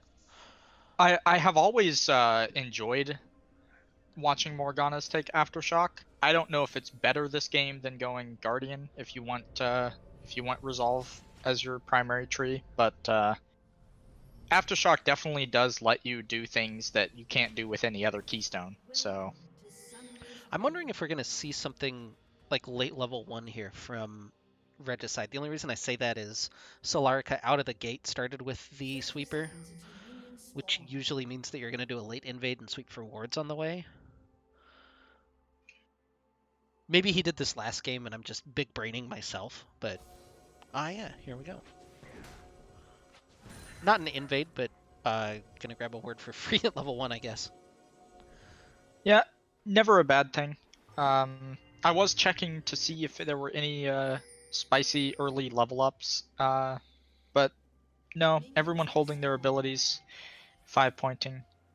There is the recall to pick up sweeper for Aikido, so Yeah, that's a bit more normal, I feel like. As the jungler, you go put your ward down, go back, grab a sweeper, go to your jungle camp. Like, that feels normal for me, but... ward is big for mid, lets them hit level 2 on the first wave. Oh! So with DSA picking up that kill assist on the ward, that might be something that we need to watch out for here in the mid lane, is an early Corki power spike. yeah, I mean with Phosphorus Bomb and Valkyrie, if you position it correctly, you can just force early onto Victor. Yeah, level 2 for Olaf, and he's headed into the river. He's gonna walk directly over a ward. Okay, Yeah, so this was crossing the whole over a ward setup. for sure. Yeah. So Aikido should immediately, he'll take his Gromp and then head into the other red. Yeah, this is just some vertical jungling. That's absolutely the right call given the info that you have. X-Grace has to be a little careful. He needs to play more toward this bottom side now so that Olaf doesn't just pop over and gank him. But yeah, both junglers opting for the vertical, and we'll see what that sets us up with. Already Wild Crazy Eyes takes a pretty decent chunk of damage there, and the Dark Binding not quite able to connect on Samso as he steps back behind the minions, so good trade so far. And the shove really on. nice hook there from Black Salt. Just barely clipped on. You still see that with Nautilus, even though they did make a point of saying that they fixed the hitbox, and it has been better. But that's just kind of the nature of Nautilus hook. Yeah, and this is one of the skins where I feel like the hook is animated a little bit smaller than it actually is. Not to call them out. Ooh, so the recall from Solarica, or did he walk down? He walked through mid, and now he's going to find Aikido on his Krugs because he's able to just farm faster. Heal from Samso might have saved him. Does the bomb kill him? It does. It's first blood for Regicide. And now double buffs onto Wild Crazy Eyes. Hook going to land. They're trying to turn it back onto Solarica. Do they have the damage? They do, as Samso is able to take him down. But now he gets rooted up. He flashes away. Fourth shot's Wild Crazy Eyes. Black Salt, the healthiest member in this fight, still just wailing his anchor into JC. Hits the hook. The captive audience gets him. But now the exhaust from Wild Crazy Eyes. They're looking for it. It's a double kill for Oh, Black Salt, and no. Samso lives. Oh no, Wild Crazy Eyes, I'm so sorry. Nautilus's large, fat, armored body ate your final auto attack, and Samso doesn't even die for that. So the only remaining summoner spell in yeah, no, he autoed Nautilus. The last auto went onto Nautilus. That would have popped the bomb. What a scrap in the bottom lane. Though Tendy's not actually doing super hot up here in the top lane to start off with, but we'll see if he can start to equalize. Yeah, the only remaining summoner is the flash on the JC between all members of bot Tendy's is and in the trouble. jungle. Solarica here, the flash forward from Big Mo, and he'll just get the solo kill. So Tendy's gets sent to the death chamber. He's got a CS lead, but a little overextension, kind of a classic Tendy's maneuver here. Black Salt comes to mid lane with his double buffs and forces the flash out of DSA. Aikido gonna just throw a bowling ball through, just to be annoying. Yeah, it is actually really annoying because it delays DSA's recall. I can't stand dot abilities and recalls. It's one of my biggest pet peeves. But a really nice roam from Black Salt up to force the flash, make sure that DSA basically can't play aggressive at all now. Like, if you play up in any facet, you're probably just gonna die. The threat of phase rush being able to keep up with you on a level 6 Victor is pretty scary.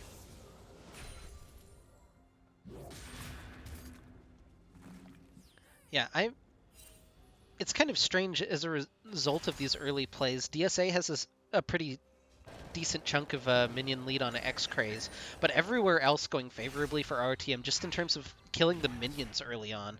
And just the one kill difference has led to a 1,000 gold lead for ROTM here at 6 minutes, which is kind of strange, to be honest. Yeah, you don't see it too often.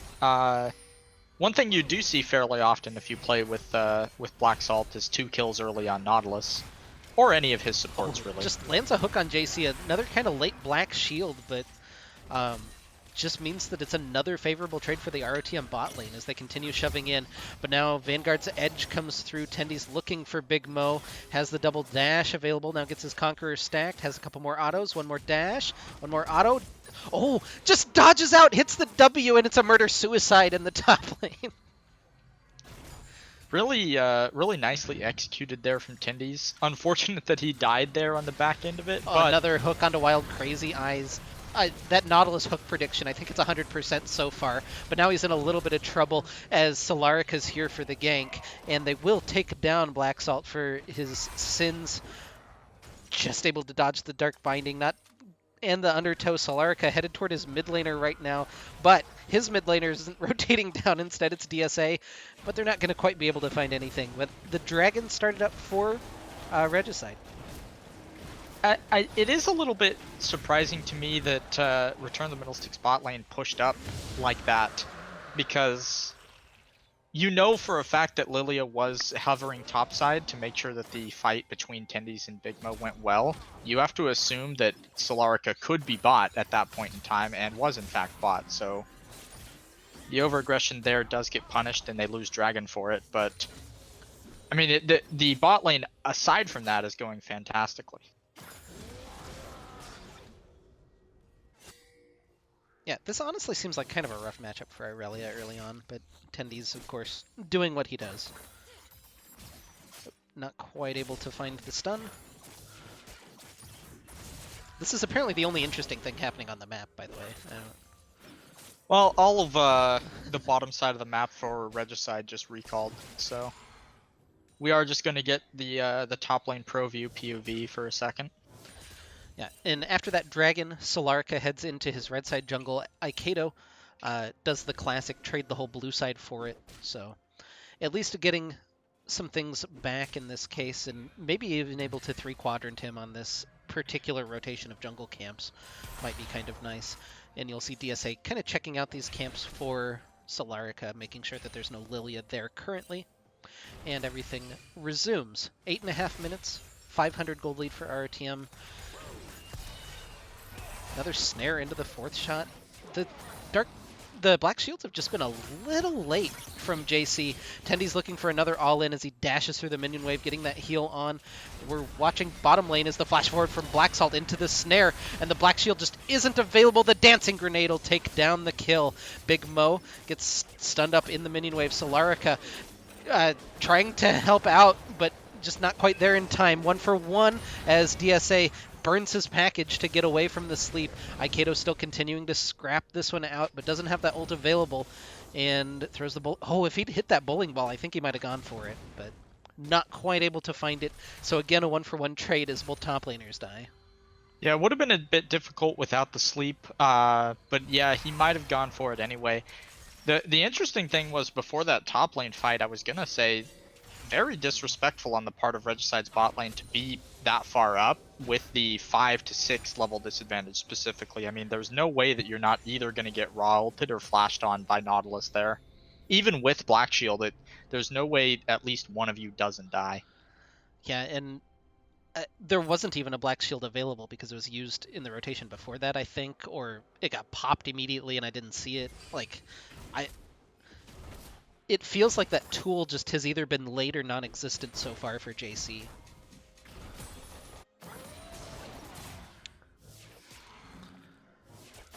What? Yeah, you're right. This doesn't seem like a particularly fun matchup for Aurelia, especially if the trades are short like that. I mean, in the extended, once you get Conqueror and your passive stacked up, it looks a little bit different. You can heal off the minion wave. There's outplay potential.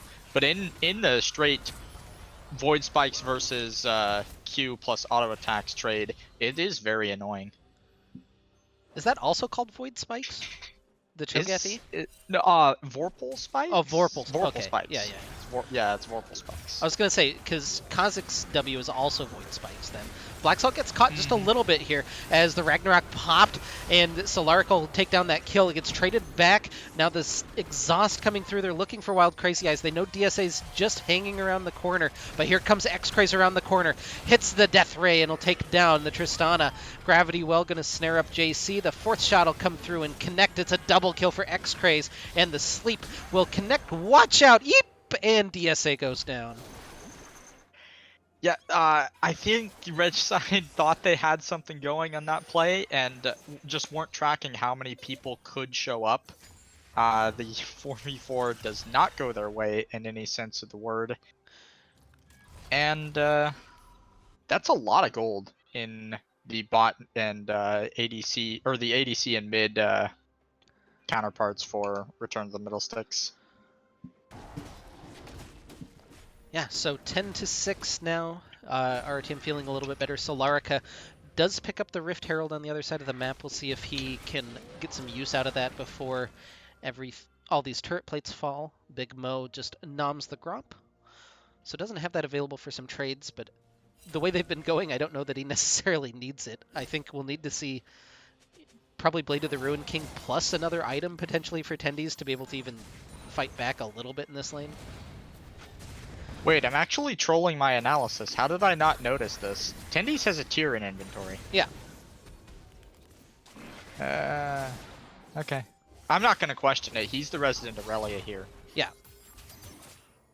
Still looking for that extended trade. Doing pretty well for himself. The Dark Binding lands onto Black Salt. Is the Nautilus ult going to be kind of used for naught?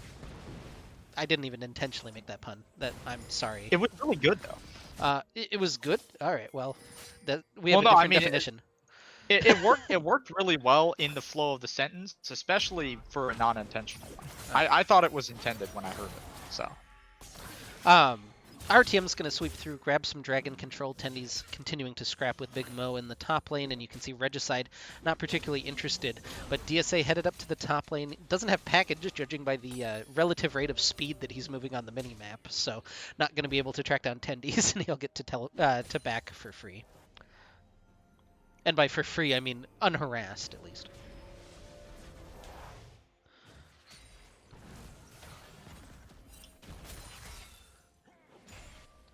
But yeah, some first item completions coming through. You do have the Blade of the Ruined King, Viego, notwithstanding up in the top side. You've got the Luden's Echo as well as the Gale Force for the 2 carries for RTM. On the other side, the Gore Drinker, an early completion for Solarica, gives Olaf a lot of power now. Yeah, and the Chem Tank sans boots for for there's just... Wait, Solarica over the wall, just looking for X-Craze, not quite able to find that undertow. In the bottom side, though, the scrap breaks out. Snare lands onto JC. They're looking for anything they can find. Now the ultimate popped open. Will we see Sniper, American Sniper, Samso? Oh, it just misses all 4 shots.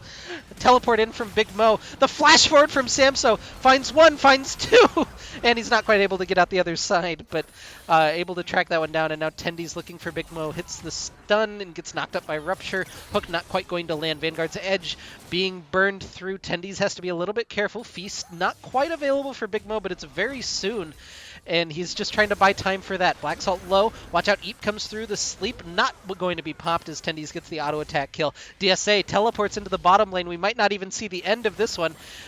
And now we will, as X-Craze just counters the teleport with his own.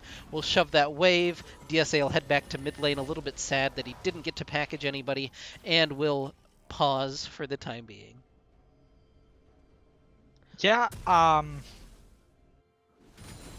don't know. We have a lot to unpack there, and not a lot of time to do it in, but it feels like this game of inches that Regicide has been playing since basically the beginning of the game just keeps getting won by Return of the Middle Sticks, and it keeps putting them further and further behind. I mean, you've got 4-1 and 6 on the Jhin, up about 30 CS, finished Mythic full boots, plus the pickaxe and a longsword to boot. Then you've got the Mythic in the mid lane and Sheen matching the Manamune and Sheen. DSA, you know, oh, Tendy's looking for the 1v2. Gets exhausted as he goes in. A lot of damage coming through. He's tanking through with a W, but it just doesn't matter as the Dark Binding lasts for about 17 years. But here comes Aikedo trying to avenge his fallen top laner. Has some move speed built up. Flashes forward, hits the Q, hits the sleep. Does he have the damage? The watch out. Oh, the bowling ball for 1 kill. And the watch out Eep might be able to pick up the second one as he will. Double kill for Aikedo in the bottom lane to avenge Tendy's death. Yeah, the exhaust not available for the Lilia. It had to ruin the hopes and dreams of the Aurelia instead. But they, at the same time, are losing mid lane tower. Defends this tower? He can't do that. Yeah, Ragnarok going to be popped. He's looking for Sam, so Gore Drinker healing back up almost to full. The heal just... Oh, he almost had that timing. Ragnarok breaks off right after the hook lands from Black Salt, so they won't be able to track down Solarica. But, like, you can't defend that tower. I don't know why he's there. I'm replaying it in my head, and I can't tell exactly if DSA Valkyried in or just had his Valkyrie interrupted by the hook, but he was definitely standing under it as gets caught by X-Craze. The Rupture over the wall going to prevent the kill immediately. Another Death Ray not quite going to do it, and Big Mo just maybe going to nom on that robot man. Black Salt gets caught by Wild Crazy Eyes and JC as they're able to join the fray. X-Craze still alive.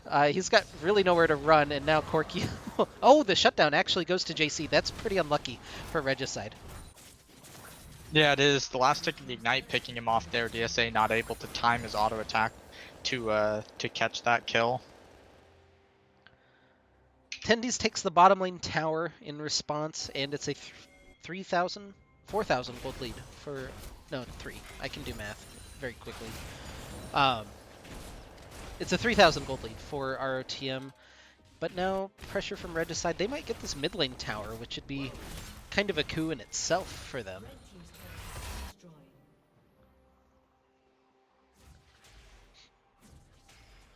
But now 12 seconds left on this Cloud Dragon.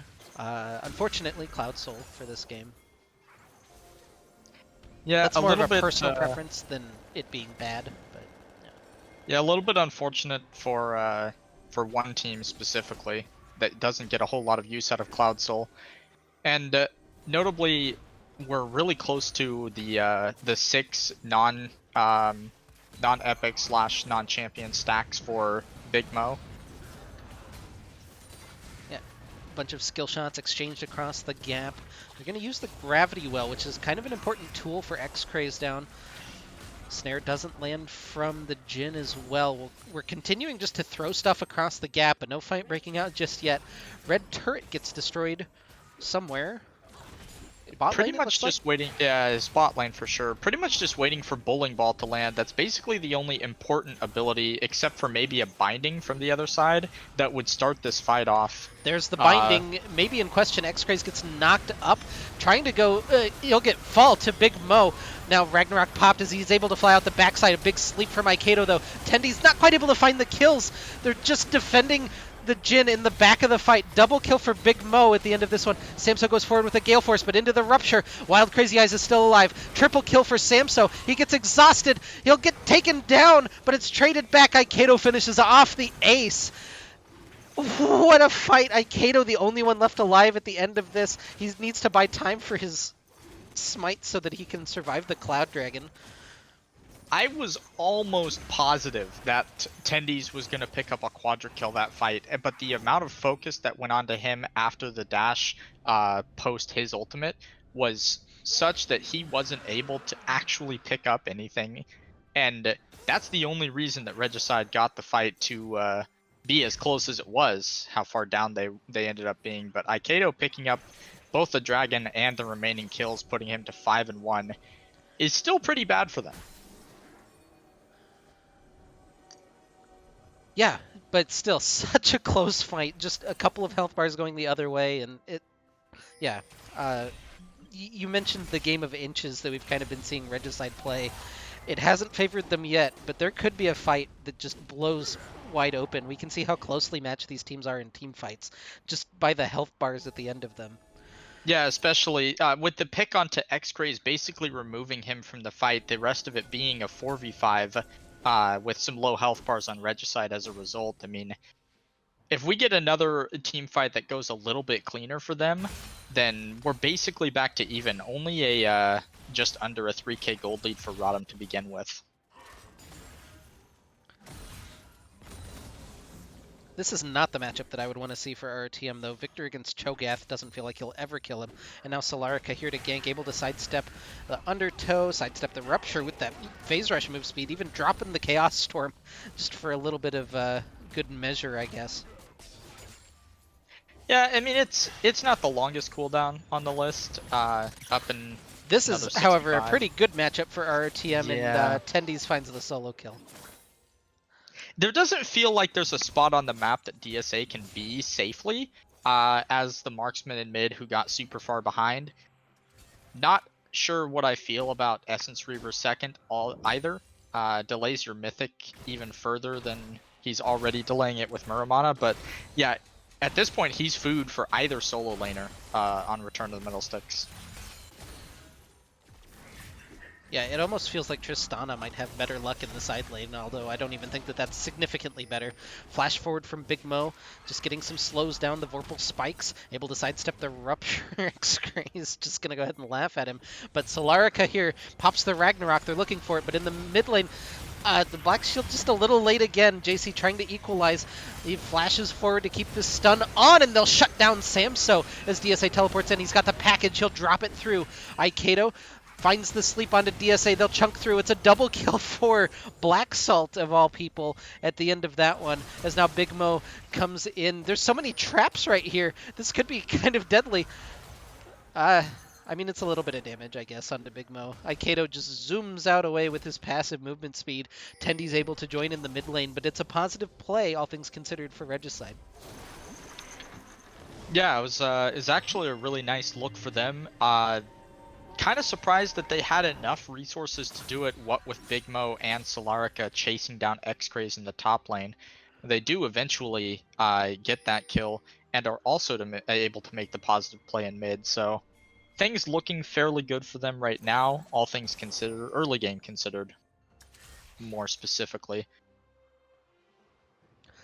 Yeah, I just, the 6 kills on Black Salt just tickles a fancy of mine. I'm not really sure what it is, but it's every time, man. It's actually every time that he plays It's not even Nautilus anymore, actually. It's pretty much any time it's an engaged support. Yeah, I mean, it's good of him to have at least given 7 kills to his ADC for his 6, but, you know, holding that over Aiketo and Tendies like that feels a little bit bad. Yeah, at least there isn't the bot lane disparity specifically where he's kills ahead of his ADC. That has been absent this game, which is great. Tendi's still looking for this. You can see the trade's going a little bit better than they were earlier on, but now Tendi's caught in the 1v2, gets nommed by Big Mo, and it's just enough for Solarica to come in and strike him down. So another shutdown going to Regicide as they're able to pick Tendi's out of the top lane. Yeah, Tendi's just not quite enough to be able to pick off Big Mo before the help came in, and then Big Mo gets his first non-minion feast of the game. So yeah. He didn't execute with it, so doesn't actually get Oh, he did. credit Oh, for it wasn't enough. Okay. No, it took him down to about 100, and then then he has to have gotten one somewhere else because he does have a champion devoured, just not that one specifically. And we're back to waiting for bowling ball or binding to land. How about Rupture? How about Rupture? X-Craze goes down. It's a big triple sleep, though, into the Chaos Storm. Watch out, Eep coming through. Aiketo just trying to get out of the binding range, but he can't, and he'll get shut down by the Morgana. But on the front side of the fight, Samso still left alive. DSA and Samso, the 2 members left alive at the end of the fight. Oh, Tendies is actually alive in the back of the pit. I didn't see him sneak out. He started the dragon. He's like, this fight's over. I'm gonna fight this thing now. Yeah, and once again, it's a really good fight on both sides with almost all members of each team dying, and Regicide just comes out slightly on the worse end of it. Yeah, the big moment there, at least that I saw, was Wild Crazy Eyes extending just a little bit too far forward to pick off Aiketo, and that set him up to be comboed down by Tendies and by Samso. Yeah, it does seem like Samso's getting away with murder in a lot of these fights. He's either the last one to die or he doesn't die at all.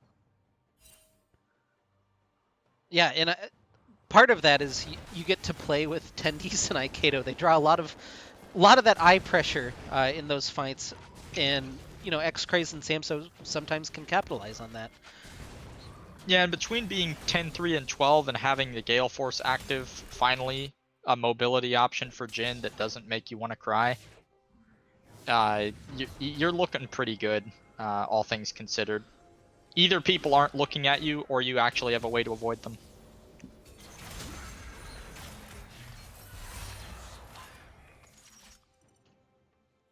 Yeah, the over on this prediction not looking so good so far. 10 combined kills for Tendies and Aiketo. Again, we needed 26 for that over, which I guess set that a little bit too high this game. But we'll see if they can close the gap. Just need a couple more aces to come through. Yeah, it remains to be seen. We've got Soul to look forward to, and Elder. Yeah, maybe and a catch on Solarica biting off more than he can chew. Yeah, pops the Ragnarok, which is, you know, a little unfortunate to not have that ability right now. Yeah, it is fairly important to the team fight. Not that there's anything to team fight over, so he does have that silver lining for Ragnarok being on cooldown. Yeah, but look at the Baron vision right now for RTM. There's just the one little ward over there in the banana bush above the blue buff, and X-Craze actually finds it right found now. it. Yeah.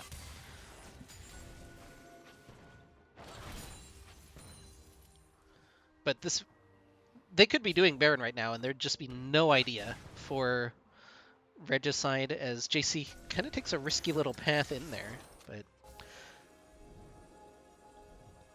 no pick just yet.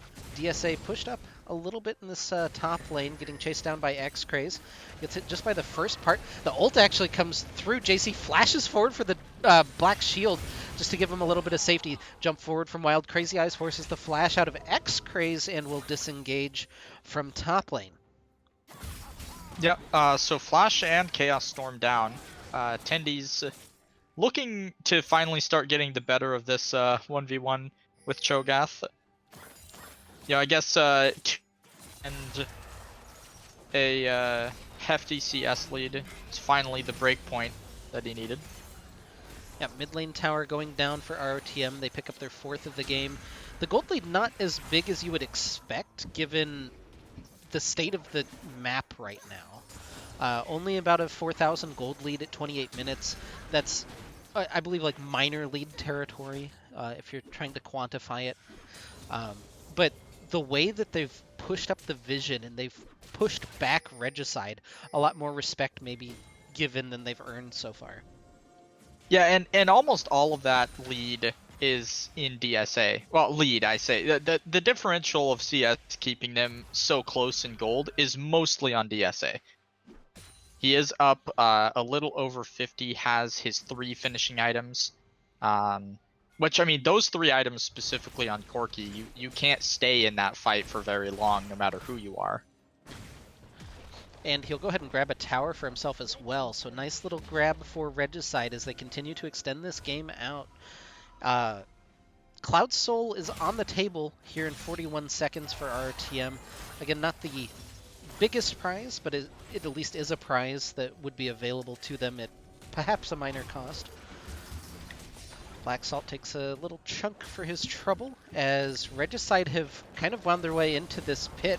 DSA chunking through. Black Salt in trouble. He gets caught by the Dark Binding. That's a huge pick in the grand scheme of things. And now the Dragons should flip to Regicide. We'll see if RTM wants to contest this. Bowling Ball comes through. That's 3, but probably not the 3 that you'd really want to sleep.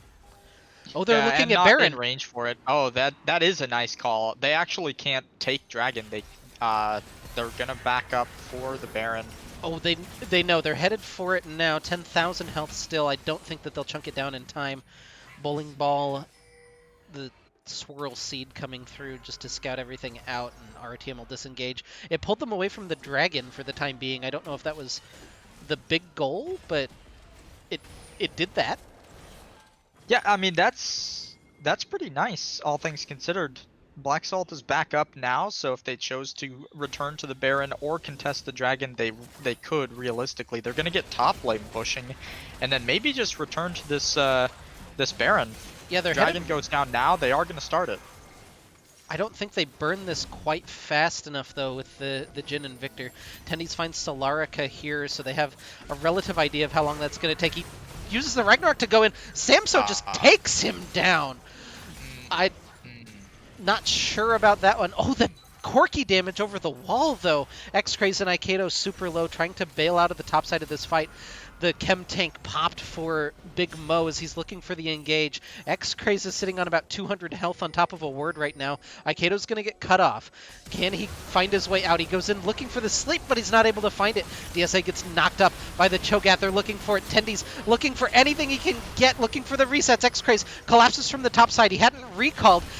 Double kill, triple kill for Samso. DSA still alive. He's so strong. The Missile Barrage not quite able to track him down. Tendies doesn't find the stun. Samso and Tendies on the run toward the blue side base. Tendies looking to heal back up off of some of this minion wave. Samso opens up with a curtain call. Finds 1, not quite able to find 2. Flash dash over. Tendies trying to find the kill. He finds the shutdown on DSA.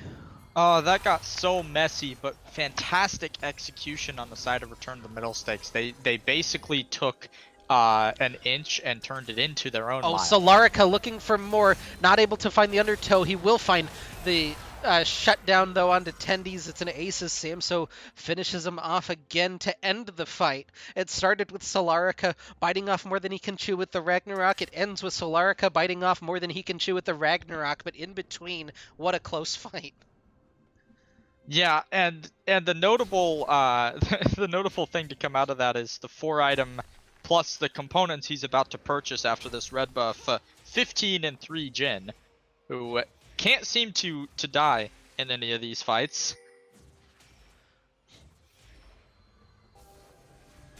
JC may be in a little bit of trouble here. Black Salt and Samso. Oh, just gets the flash over the wall. So flash is traded by the supports. As we're setting up again for another Baron scrap.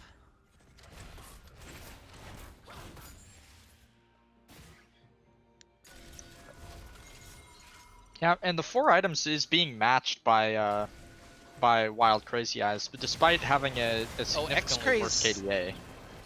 I don't know about that one, but Yeah, that is unfortunate. I mean, no, I don't have a defense for that. The rest of your team's in base or in bot lane. well, now Regicide starting up the Baron. Are we going to see the contest from ROTM?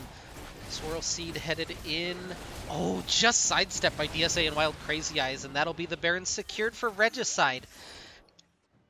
It's a 2,000 gold lead for ROTM right now. 34 to 27, but the game continues here. 34 minutes in, Baron secured for Regicide. Oh, they're going to walk in though. Solarica gets stunned up. He's just not dying at the front of this fight. Black Salt was hoping for a little bit more burst, I think, coming through. Snare from Samso trying to disengage, and it looks like we're not going to get that fight after all, after the bush bait from Black Salt. I would have liked to see DSA stay up in that top lane with the Baron buff and create the 4-1 pressure play, because now you have returned the Middle Sticks members backing in the bottom side right now. You could have pressure in more than one lane, but instead we've set up the NA ARAM, and they are going to pick up the inner turret in mid, which is quite a nice prize. It's more difficult to step into the jungle now, and the rest of this Baron power play has to be really important for Regicide. This is their first birth they've been given back into this game since it started. Yeah, Tendy's standing on a ward there in the little side bush, the bush bait now for Regicide, but still a minute to go on this dragon, so no real reason for ROTM to walk that way currently. And now DSA clearing out mid, so the mid prio gathered, X-Craze pushing out top lane. We're setting up for a scrap here at the dragon here in 35 seconds. Right now, vision kind of mixed. Regicide has some deep wards, but they don't have the kind of intermediate vision that they might need when RTM starts to walk up. Yeah, their vision is a little bit scattered and mostly on the bot side at this point. A lot of it is due to the blue trinkets. 3 blue trinkets, 2 sweepers, no standard yellow trinket kept by any members of blue team. Yeah, and now it's mid-prio for return of the middle sticks, which is kind of interesting. The team without Baron starting just to shove the wave. They're willing to give up the dragon in exchange for this push that they've got right now. X-Craze is not there, which, you know, could be very important. He's walking in now to clear out wards. Yeah, they do just have to give up the dragon for free. I mean, they don't actually get anything in mid other than wave prio, which is now gone. So 3-3 on dragons. We're going the distance in this one to see where this. Yeah, DSA over the wall just chunks through X-Craze. Oh my lord, he's almost dead. Yeah. X-Craze headed back to base. Aikato still in the blue side jungle. He stole away the blue buff. The Baron's still ticking away. It's almost up. Now is up, but they get the shove into the inhibitor turret, trying to clear out the minion wave. But our team doesn't have, you know, a super great way to walk up and do that. Rupture doesn't land. DSA takes a tower shot, which might come into play. Sleep onto 2. They're going to hit the Drowsy. Tristana jumps forward, but Aikato flashes and finishes him off. Black Salt dies in the backside. DSA is still kind of untouched on the back of this fight, but now Tendies gets onto him. He'll finish him off with an auto attack. They'll take down Big Mo. They'll take down JC. It's a triple kill for Samso and the Bud Light Ace for return of the middle sticks. Oh my lord, what a ridiculous start to that. DSA just pushing a little bit too far up, gets half health, has to Valkyrie away, and then the bowling ball clips Wild Crazy Eyes. The sleep goes through and basically gets one shot on the back end of that. He could not have asked for a better Swirl Seed, though. It hit DSA and Wild Crazy Eyes, which forces the Black Shield onto, you know, which target do you want to save? It was DSA, so the flash forward onto the Tristana started that one off. That's going to end the game because Spectator just sucks. So, yeah. I don't know if they got more kills. I really don't know. That's just going to be a mystery, Who can I guess. say, to be honest? The game is definitely over, though, for sure. And, yeah. It's 2-0 for ROTM. We just end before Triss jumps in and dies. Okay, cool. The big summary that we really needed. So yeah, 2-0 for ROTM, kind of an anticlimax again as we don't get the Nexus kill. um, yeah, I'm really need a break to pee, so we'll be right back.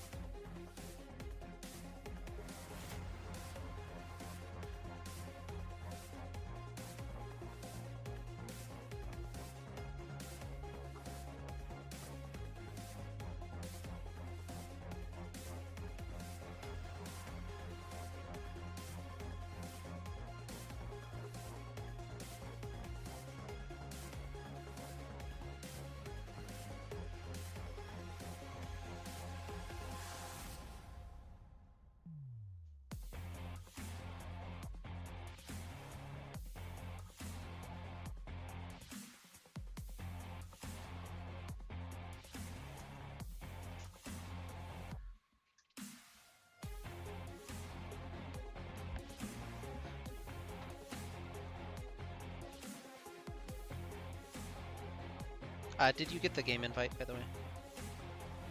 I did. I'm just okay. Okay. Let me know when you're back.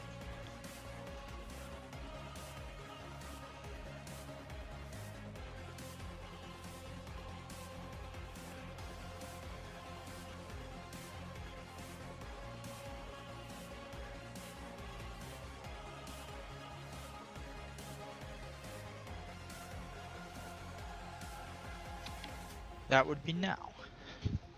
All right. Well,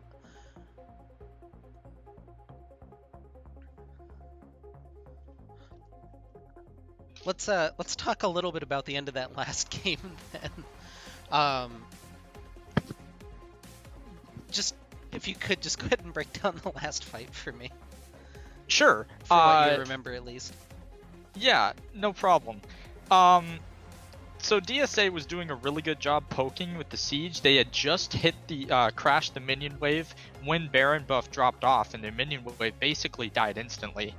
DSA got chunked to half with some ability plus the first shot of Gen ult, and then the Swirl Seed weaved its way through 3 members, hit DSA and Wild Crazy Eyes. Sleep goes off, and then the poor Morgana, JC, has to decide which person is going to die, and so he chooses to save DSA, which is the correct decision. DSA was way bigger than Wild Crazy Eyes was at that point in time. The flash forward from Aikedo kills Wild Crazy Eyes, and then DSA just doesn't quite have enough to drop tendies before dying to him. So in this situation, what do you think that Regicide needs to do differently to protect their ADCs, or do they just need to be more toward that back of that fight? I think a lot of it comes down to a game of chicken, where if you feel like Aikato would actually pull the trigger if Swirl Seed hit anybody else, or even hit just one of them. I mean, he probably pulls the trigger if it hits either one of them, but if you're one of the tanks or frontline members, even the support who took Aftershock on Morgana and has the ulti for disengage, you just catch Swirl Seed yourself in that scenario. Whew. Well, so 2 games in the book. ROTM has kind of defeated these 2 similar team comps. Where do you go if you're Regicide? Lock Galio first rotation. I think unironically that would probably be my answer. Or I mean, DSA had a much better showing in this game on the Corki than he did in the last game. That being said, I do think that mid lane matchup is starting to show a little bit, as we're drafting double marksman every game, and then we don't have enough resources to save both marksmen at the same time. Yeah, so with Galio, then you're pushing yourself into like a one carry composition. Does that worry you in terms of pure damage? Do you want to put all of that on the back of Wild Crazy Eyes? I think you're pushing yourself into a different type of team fight. It is one primary damage dealer, unless you want to draft something different in jungle. We have seen very similar champions coming out of Solarica, as I pop a certain ability and run at you and be disruptive in the Hecarim and the Olaf. But basically, Galio does two things very, very well. Or any similar control-oriented mage in the mid lane, like an Orianna, you can either attack or defend with it. Like you could even pair both with the Hecarim or the Olaf again and be totally fine, because you either use them to peel for the 1 damage carry that you've drafted in bot lane, or you use it to engage and take all of the focus away from the 1 damage carry in the bot lane. But it does both of those things the same way, and it allows for a different team fight playstyle than the sort of battle lines drawn, wait for whoever's long range engage ability hits first, which we saw at Dragon 2 or 3 different times in this most recent game.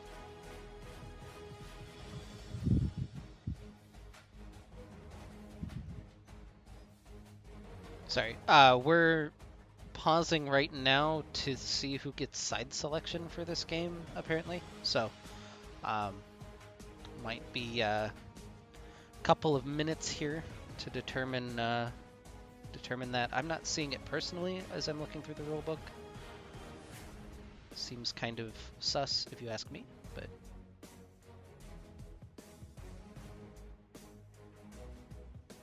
yeah, there's actually just nothing about side selection in here. Nice. Side selection waiting room.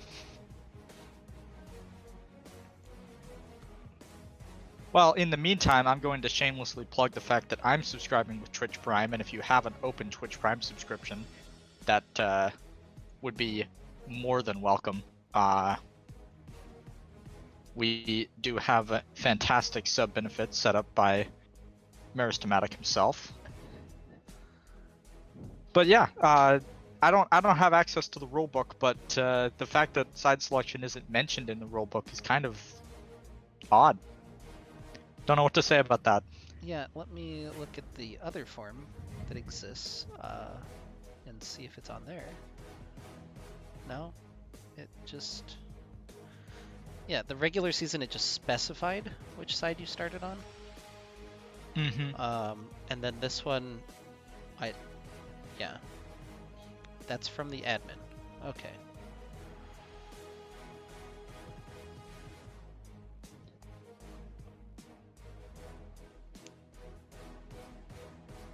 Photoshopped. Okay, so ROTM decides their side selection for Game 3, is what the admin has said. Game 4 would go back to Regicide, and then Game 5 would be ROTM, regardless of anything else. So higher seed gets it 1, 3, and 5. That makes sense to me. So in LCS, I'm pretty sure loser pick. It's higher seed gets game 1 and then loser picks. So. Mm-hmm. I think that was the debate, but. Right. Which also makes sense and is probably a little bit more fair, but. Yeah, I'm not here to debate the quality of rule sets. Yeah. I do that enough in my day job. Yeah, I was gonna say I have enough debates about rule sets without worrying about this one. All right. This time they lowercased RGC. Oh no. Oh no. We're degrading in quality. My stream quality. For those of you interested, the other semifinal, Imperial Knights is up 2-0 on Glacial Vendetta. They're headed into Game 3 currently. I believe they just finished draft, so right along the same time frame as us. All right, so we get to see if there's 2 sweeps on the day, 2 sweeps on the day. We'd like to see that. Yeah. And the playoff football game going on. The Buccaneers are leading the football team 18-7, which is just a bizarre score. 18-7. Really? Yeah. Huh. You got field goal blocked, extra point blocked, extra point, touchdown with a 2-point conversion fail, and then another field goal for 18. Of course, as one does, right? Yeah. Sure.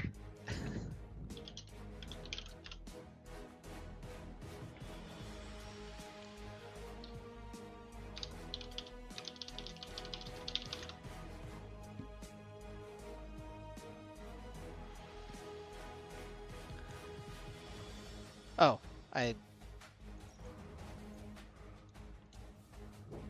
was gonna say I can't move. You need to move. Yeah. I can. There we go. The did spot it. just opened up and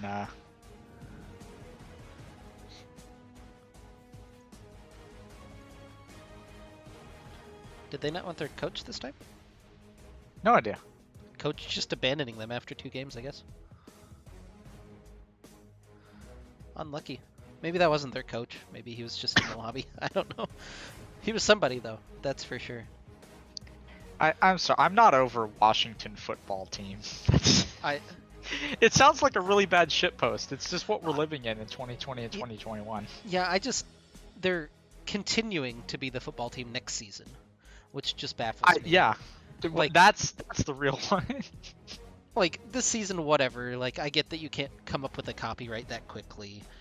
It does take a while to go through the legal process, but like 2 years and you're still the football team? No. That's... We are the Washington football team.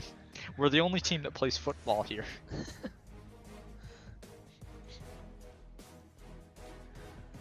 Yeah, either that or you go for name redacted, I guess. The draft has started, by the way. These are Oh yeah, the same no, bands. I read the chat and I was like, oh yes, we're drafting now. And then I went to the draft and they've banned the Tristana themselves. So yeah, oh, they'll take away the Jin. We finally see adaptation. It's not exactly the adaptation I was looking for, but it's a good start. Yeah, I mean, to be fair, the Jin was actually the problem in that last game, so... That is true. That's a genuine point. We'll have to see what Return to the Middlesticks answer, because it's not going to be Tristana. Is it going to be the fabled MF, or does Samso finally get to open a new unique champ? It's MF. Okay. So I don't think he's actually played Tristana in FPL. I'm pretty sure he's just been a 2-trick through FPL. Also, when I've watched his stream when he's doing solo queue, I haven't seen him play a champion other than these 3. Maybe he can't. Who knows? We haven't gotten to test it. Yeah, so it will be remaining a mystery.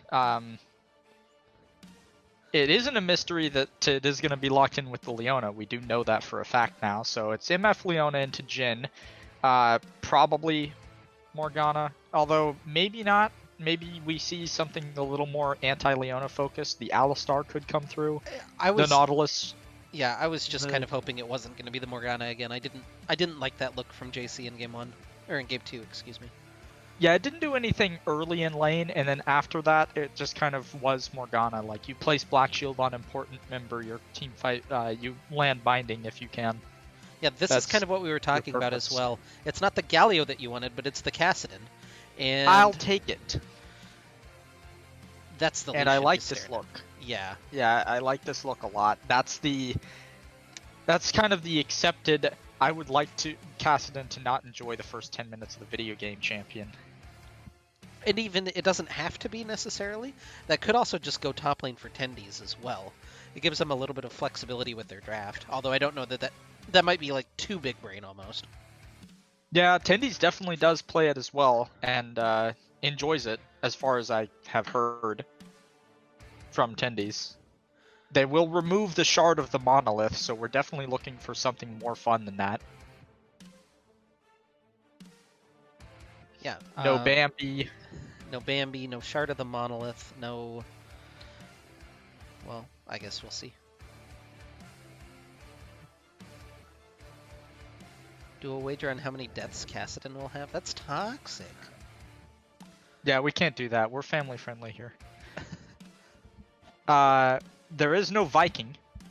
Emphasis on King. In you notice how King is underlined. That's how you know. Is that his like champion subtitle? I forgot it, so that we're rolling with that for now. And they're really scared of this Fiora that may or may not actually exist. I mean, I know it exists. I have no doubts whatsoever that Tendies plays Fiora and does it very well, but he hasn't recently that I'm aware of. So the meme when they first joined OKLCS, Tendies only learned 5 champions because he switched from jungle to top lane. His 5 champions were Camille, Jax, Fiora, God, I can't remember the 4th one. The 5th one's Master Yi. So he got like 4-banned and then picked Master Yi because why not? And yeah, it was a good meme. Talia is going to be the pick for Aiketo. I haven't seen Aiketo play Talia, so I'm excited for this. Kindred is gonna answer that. I don't know about that one. That feels like you countered yourself. Yep. I think you think you pick anything that like runs over Talia instead, and you're sitting pretty. Hecarim comes to mind. Yeah, the Kindred, like you can hurt yourself on the Unraveled Earth. You can get knocked out of your own ult by Seismic Shove. That just doesn't feel like the matchup, but... and you're also squishy enough to just kind of die to Talia landing full combo. That said, their late game is very scary if they can get there with the Kindred, Cassidon, Jhin, Cho'Gath. Like, all of this has a lot of scaling. So it'll be up to RotM to kind of run over this game. The Talia makes sure that you're not full AD while you lock in Irelia into Cho'Gath again for some reason. And here we go for game number 3. Yeah, we do get the salty run back in top lane, which, you know, we did see Irelia getting kind of tossed around early by Cho'Gath. But, you know, that could be Tendies just warming up to the matchup, or that's just how the matchup goes. Who knows? All right.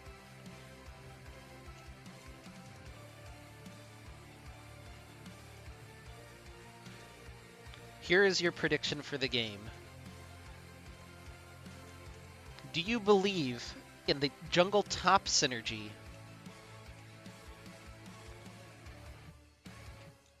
Or do you believe in the bot lane plus X craze?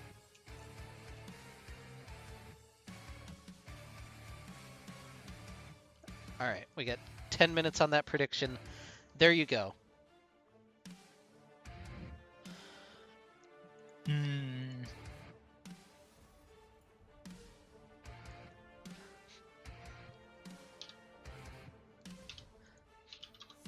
Game 1 would have been the Tendies Aiketo show. Game number 2 would have been X-Craze Samso Black Salt. Honestly, I think Samso and Black Salt by themselves without X-Craze contributing. Probably. That's definitely reasonable. This one actually does have some split to it. I'm excited for this vote. I finally found a vote I can split. Let's go.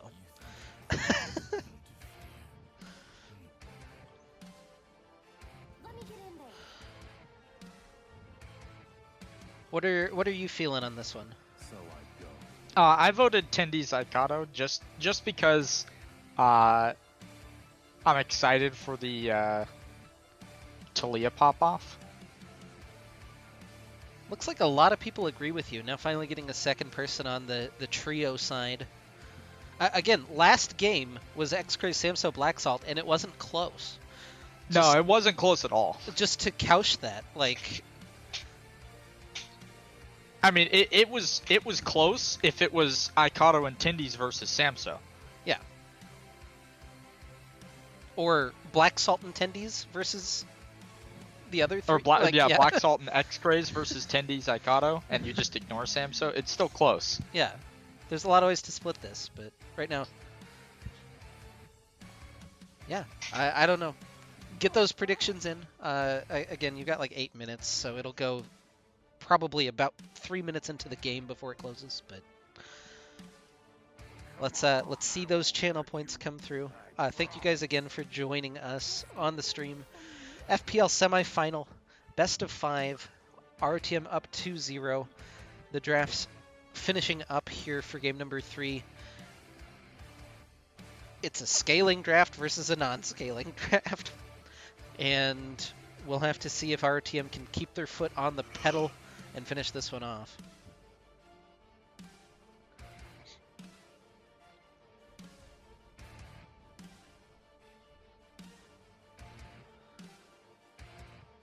This is usually the point in the program where we talk about draft a little bit more.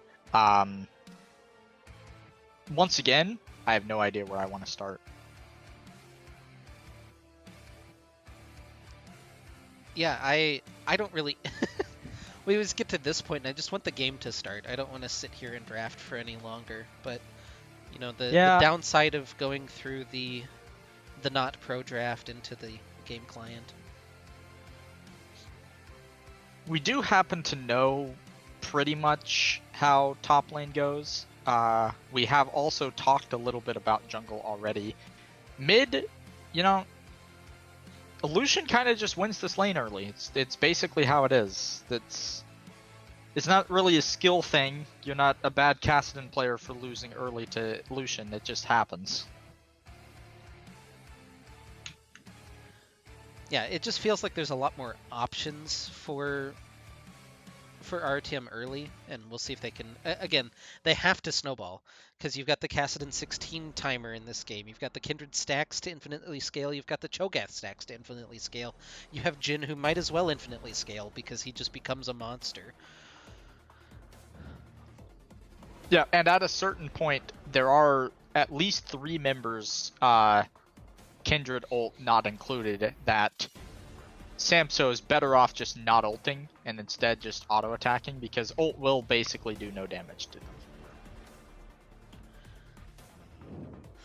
Then it feels like there's a lot of easy interrupts as well between Nautilus's, you know, every ability, and Cho'Gath can just roar in the general direction.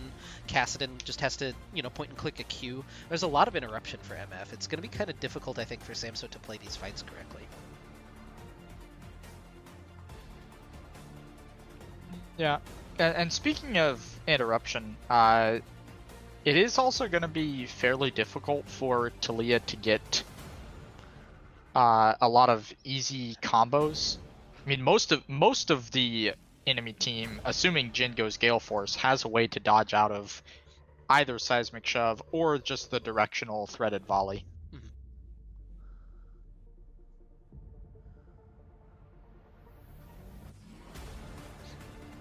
But yeah, 1:30 left. Again, if you don't follow the stream, please hit the follow button. We would really appreciate it. Thank you to all of you for watching and supporting the stream. Still sitting where we were on those predictions. So if you're holding on to those, still about 4 minutes left. But let's finish this one off with a banger. Potentially could go to game 4. Brace yourselves for a long night, but the way ROTM's playing, not to be biased, feels pretty good for them so far. Yeah, it's basically a question of whether or not the adaptation we did see from RGC is going to be enough. Because there is adaptation. They aren't running the same comp. This is even more scaly than the last one was, and with a little bit more protection. I mean, we were bashing the Kindred pickup specifically into Taliyah, but in all other aspects, it's actually fantastic for their team. Yeah. No, I just think it'll be very difficult for the Kindred to get marks early. Yeah, if you can get through the early game fairly unscathed and without getting too behind on your mark calendar, then you're actually looking really nice. the daily new Pog champs are still gonna throw me off all the time. Look back at chat, and I'm like, what emote is that? Oh yeah, it's just someone pogging.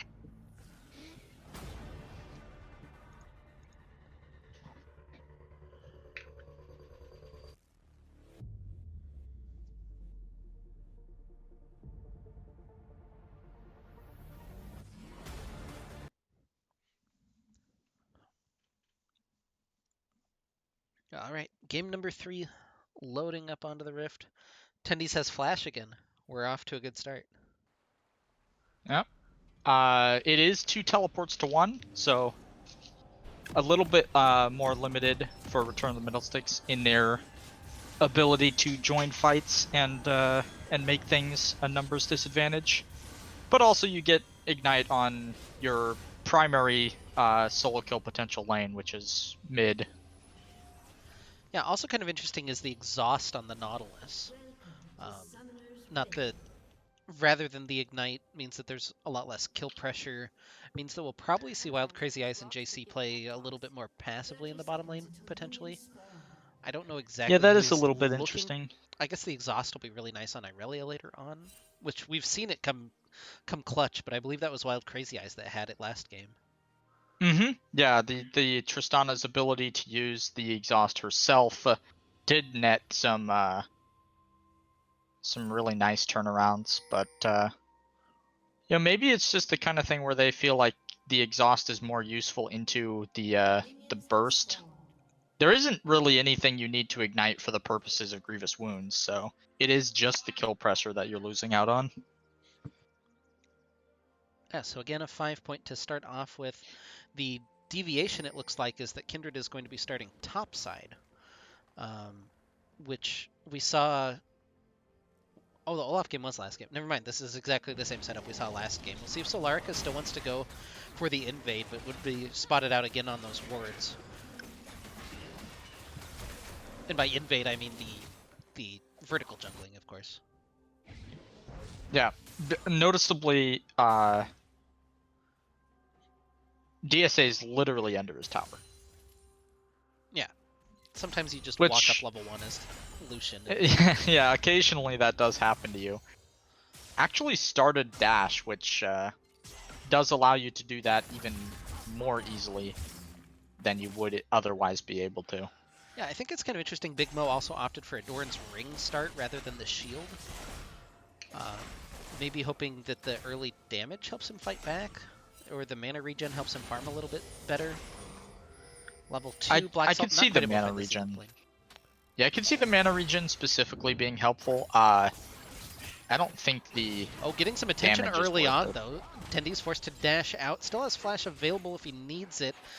Couple autos, just going to track through, and he'll be able to walk out successfully. Now Solarica walking down into Ikado. He doesn't know the seismic shove into the unraveled earth, and it's first blood for Ikado. Yeah, there it is. That's Yeah. I mean, granted that was Talia from Bush, and you had no clue that she was there, but Yeah, you it's not are. like a huge outplay, but like he knows they know exactly where Solarica is because of the gank, and you just can't be as disrespectful as that if you're Kindred.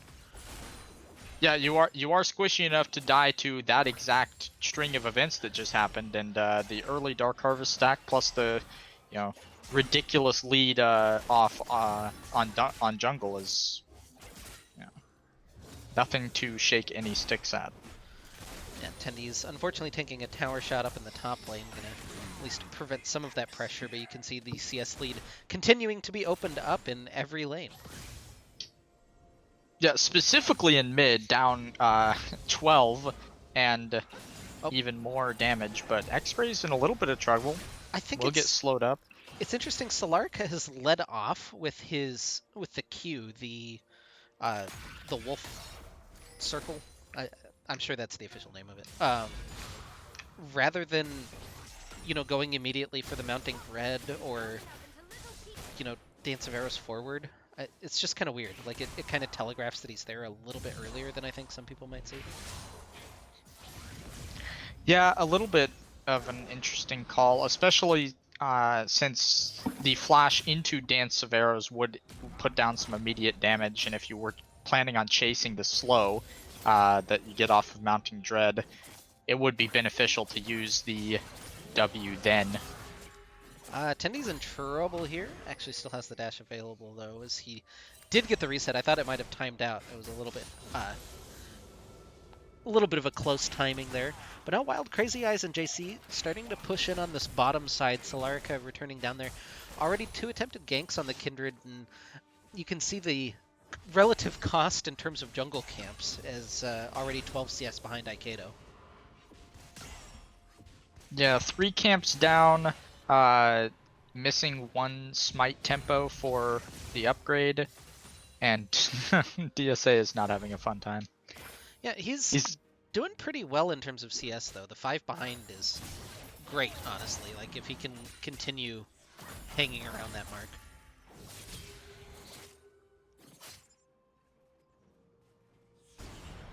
Yeah, Tendy's is going for that tier build again. It seemed to be working just fine for him last game. Yeah, Ikado here looking for the seismic shove, hits the slow. Oh, just able to catch him? No! Big Mo just, I think he can flash over the, like, flash diagonally over the wall into the tri-bush, and I think he's out of there, but just not quite not quite willing to pull the trigger on that one, and goes down to Ikado for his second kill of the game. JC gets chunked through the exhaust, making sure that Samso can't quite find that damage. Now Wild Crazy Eyes gets stunned up by Black Salt. Flash is being exchanged across the gap. Black Salt finds the kill, but now here comes Solarica looking for a little bit more. One more auto onto Black Salt. Where does he have to go? He's in onto the Jhin, but it's not quite enough damage to finish him off, and they'll find 2 kills in the bottom. Well, an exchange of kills in the bottom lane, excuse me. Yeah, there are 2 deaths in the bottom lane, and oh, a little bit of miscommunication. The Weaver's Wall looking for Wild Crazy Eyes. Yeah, there's just nowhere for him to go. Seismic Shove just danced over by Solarica, and the minion wave, unfortunately, in the wrong place there for Ikado. So, Weaver's Wall picks up another kill, and 3-0 on the Taliyah. Yeah, there's the Taliyah pop off. I did call that. Quite literally, it's in my prediction history. We'll see if that ends up being... Flash over the rupture. Big Mo able to flash sideways now because he held onto it, and he'll tip his hat and get out of there. He does avoid death on that side of things. Both flash and ult down for Tendies, as this lane going noticeably better for him than the last time these two fought each other on these champions, you know, less than 30 minutes ago. Yeah, well, if we can cast our mind back that far, I don't know. A little tough for some of the members of our community, but I don't know exactly who I'm flaming. I'm really sorry if you think that was targeted to you. It wasn't.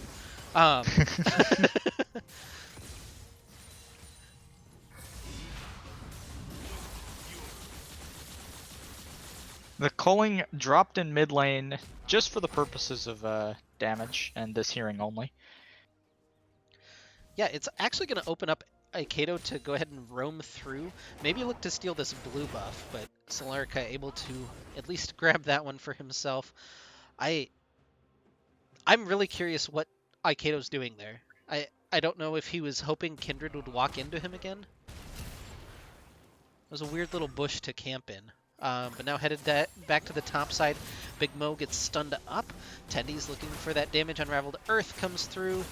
And they just haven't finished off these kills. The Lamb's Respite coming through. Solarica low. He shoves them both out, but the feast from Big Mo secures the kill. Now Ikado trying to play his distances correctly. Flashes for it, but not able to find the kill with the threaded volley.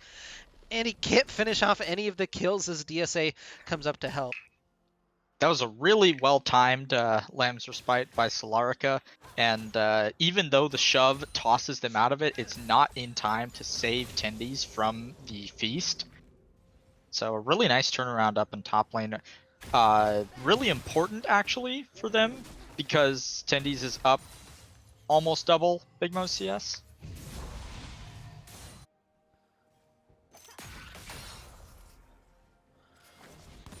Yeah, that kind of slows the momentum down for RotM. Not going to be the complete landslide in this game. That pun also wasn't intended with the Taliyah in the game.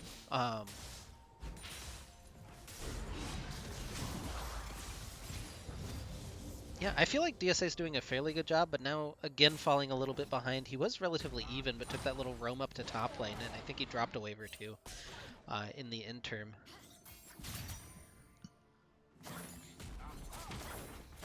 Yeah, and now's about the PowerPoint Oh, differential Ignite where coming through, DSA's at. culling. Has enough Yep. bullets. He takes down the solo kill in mid. So X-Craze on the board as he'll finish off the Kassadin. Weaver's Wall coming through, maybe just to protect X-Craze here. Solarica just continuing to fight. Doesn't have the Lamb's Respite available. The Piercing Light, not quite enough damage as he's able to dance away. And DSA burned Flash for that. I mean, he's trying to trade back onto Lucian in mid just so that he can keep his health pool high enough, or his opponent's health pool low enough that he can still farm. And X-Craze just calls his bluff. He's like, your spell rotation's down. I'm going to kill you now. Yeah, Vanguard's Edge being used. Tendies finds the solo kill in top lane and successfully lives through the tower shot. A little bit close there, or not even, depending on your preference. I prefer not even. I'm a Vanguard Donkey fan, so yeah, it's been a good 8 years of me saying not even close to things that I definitely should have died doing.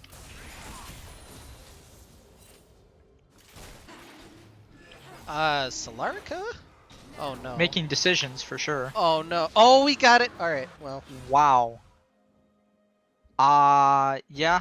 This is why I don't play jungle. I'm not ballsy enough to do stuff like that. Yeah, I'm pretty sure I just died there. He even has enough health to go into another camp afterwards. Yeah, I'm going to ignore that. He's definitely too big brain for me on the solo Kindred dragon attempt in back of pit with less than 12 HP. Yeah, at one point. And the dragon that slows too, so you can't even leave if you wanted to in that situation. X-Ray is gonna get ganked a little bit here in mid lane as Solarica walks through. 6-2 on the kill count, 4,000 gold lead, which is, you know, as big as ROTM's had in any early game.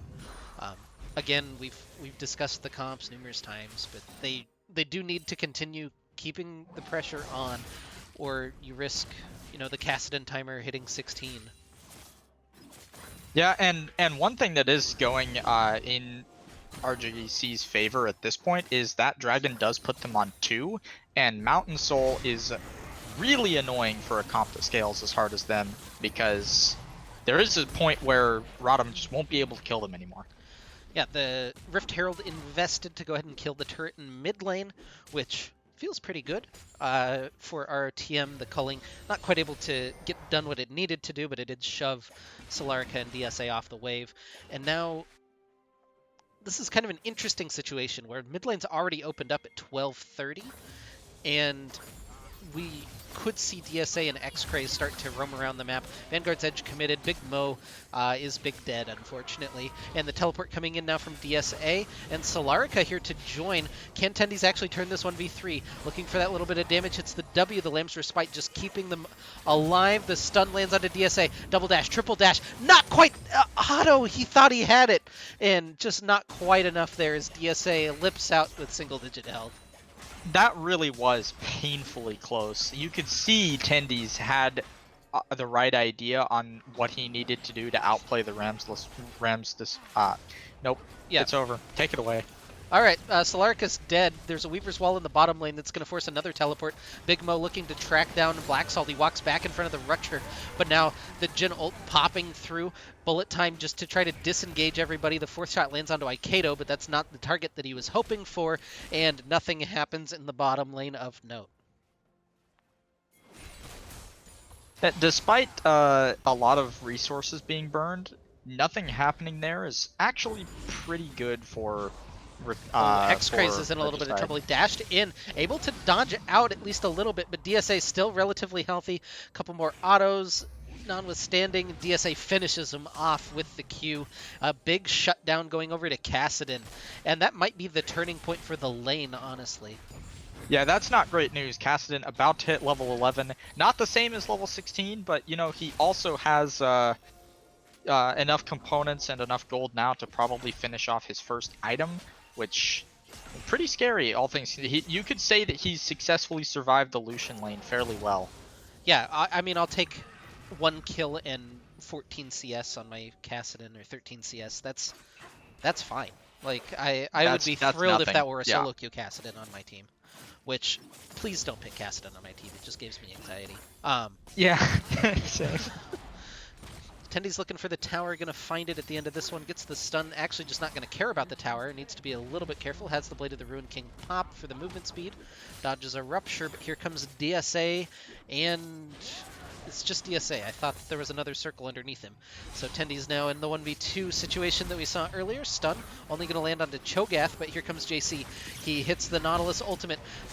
Tendy's kind of buffers it just a little bit, but he's caught up now. A couple more autos, and he will fall to DSA in a 1v3, and ROTM just going to respond by taking the whole red side jungle. Yeah, the entire red side jungle placing about as much vision as the law could allow them to, and also while Crazy Ice is live. Yeah, just choosing to hold that tower and gonna pay for it. In the meantime, game really opening up now. Not like in terms of gold count, but just in terms of everybody is just going everywhere. But we're so low leveled and so low itemed at this point that you can't make these plays on your own without dying for them. So a 10th kill of the game goes down. If you're keeping track on the prediction, we're at 6-3 now, with Aikedo and Tendies in the lead over the other three. I try to remain as unbiased as possible casting on this channel. You know, we are the Middle Sticks organization casting Return to the Middle Sticks, but imagine being Kindred in that scenario, knowing that your entire bot jungle has been sat in and taken and control warded up, and then walking in 2 levels down on the enemy jungler. Yeah, honestly, in the same situation reversed, if Aikedo was walking in on Kindred, I would flame him. So, yeah. Yeah, no, absolutely. It's full service flame here, unfortunately. We are non-discriminatory flame. Like for instance, you know, we can criticize Tendi's continuing to 1v3 up in the top lane, and they're maybe looking to track him down again as Solarca, DSA, and Big Mo all return to the top side of the rift, looking to find the Irelia, and they have found her. Stun gonna land onto DSA. He doesn't have time to really build up his stacks, so this isn't gonna go as cleanly for him as the last couple have. And now Maybe he's going to be an alcove gamer. He's delaying, though. Here comes the Weaver's Wall as well as the bot lane. It's a killing spree for DSA. They need to find the Kassadin at the back of the pit. Black Salt is on top of him, but Aikedo in a little bit of trouble from Big Mo and Solarca. Dance forward, he hits the Lamb's Respite. And now the bullet time just keeping everybody out of the zone. Samso lives, he gets the auto. It's a double kill for Aikedo, and DSA forced to flee. He should be fine. He's got his Rift Step available. Although Aikedo's pretty fast with the rock surfing. DSA just barely lives, but now JC finds him, takes him down. It's a shutdown for the Nautilus, which isn't super great. Wild Crazy Eyes looking for a couple more autos. The Make It Rain just trying to slow him up. He's trying to track down Black Salt. Hits the captive audience. A couple more autos as he hits the Zenith Blade. JC gonna go ahead and exhaust Sam, so I can't stop talking for a second as Black Salt will finally die to a 4th shot. The ultimate not dodged. Another shutdown for Wild Crazy Eyes. Really good cleanup there from the side of RGC. The only unfortunate side of things for them being the 1,000 gold going over to JC, and honestly, you'll take it for Aikedo dropping off of the map and gold going into your pocket. That's a finished locket for him. Everything just being coming off the back of just a slight overstep from Return to the Middle Sticks, honestly. They thought they had the turnaround in top lane for Tendy's stalling as much as he could, and then it looked good for a little while. Samso lived off the back of the Lamb's Respite, and then they pushed for a little bit too much. Yeah, they needed to be happy with the second fight and instead took a third, I think is the big summary there. We'll see if there's any attention paid to this second Herald. Looks like JC's going to walk in, which is kind of interesting. It's always interesting to me when the towers fall early in the game, how much differently the teams react. Like all of a sudden we see these roaming death squads at 18 minutes, whereas in the other games we've seen laning phase still continue almost this long.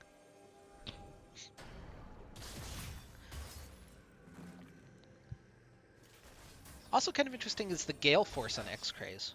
Is that the normal Lucian? mythic? I've seen Gale Force, I've seen Kraken Slayer, I've seen him take lethality mythics, I've seen him do. I had one Lucian that took Divine Sunderer, which I flamed him for, but as far as I can tell, you can kind of do what you want within reason. Gale Force is definitely the most offensive, I think, of the three options. Doesn't quite have the tank shred that Kraken Slayer gives you, and Shield Bow seems like something that Lucian probably wouldn't value too heavily.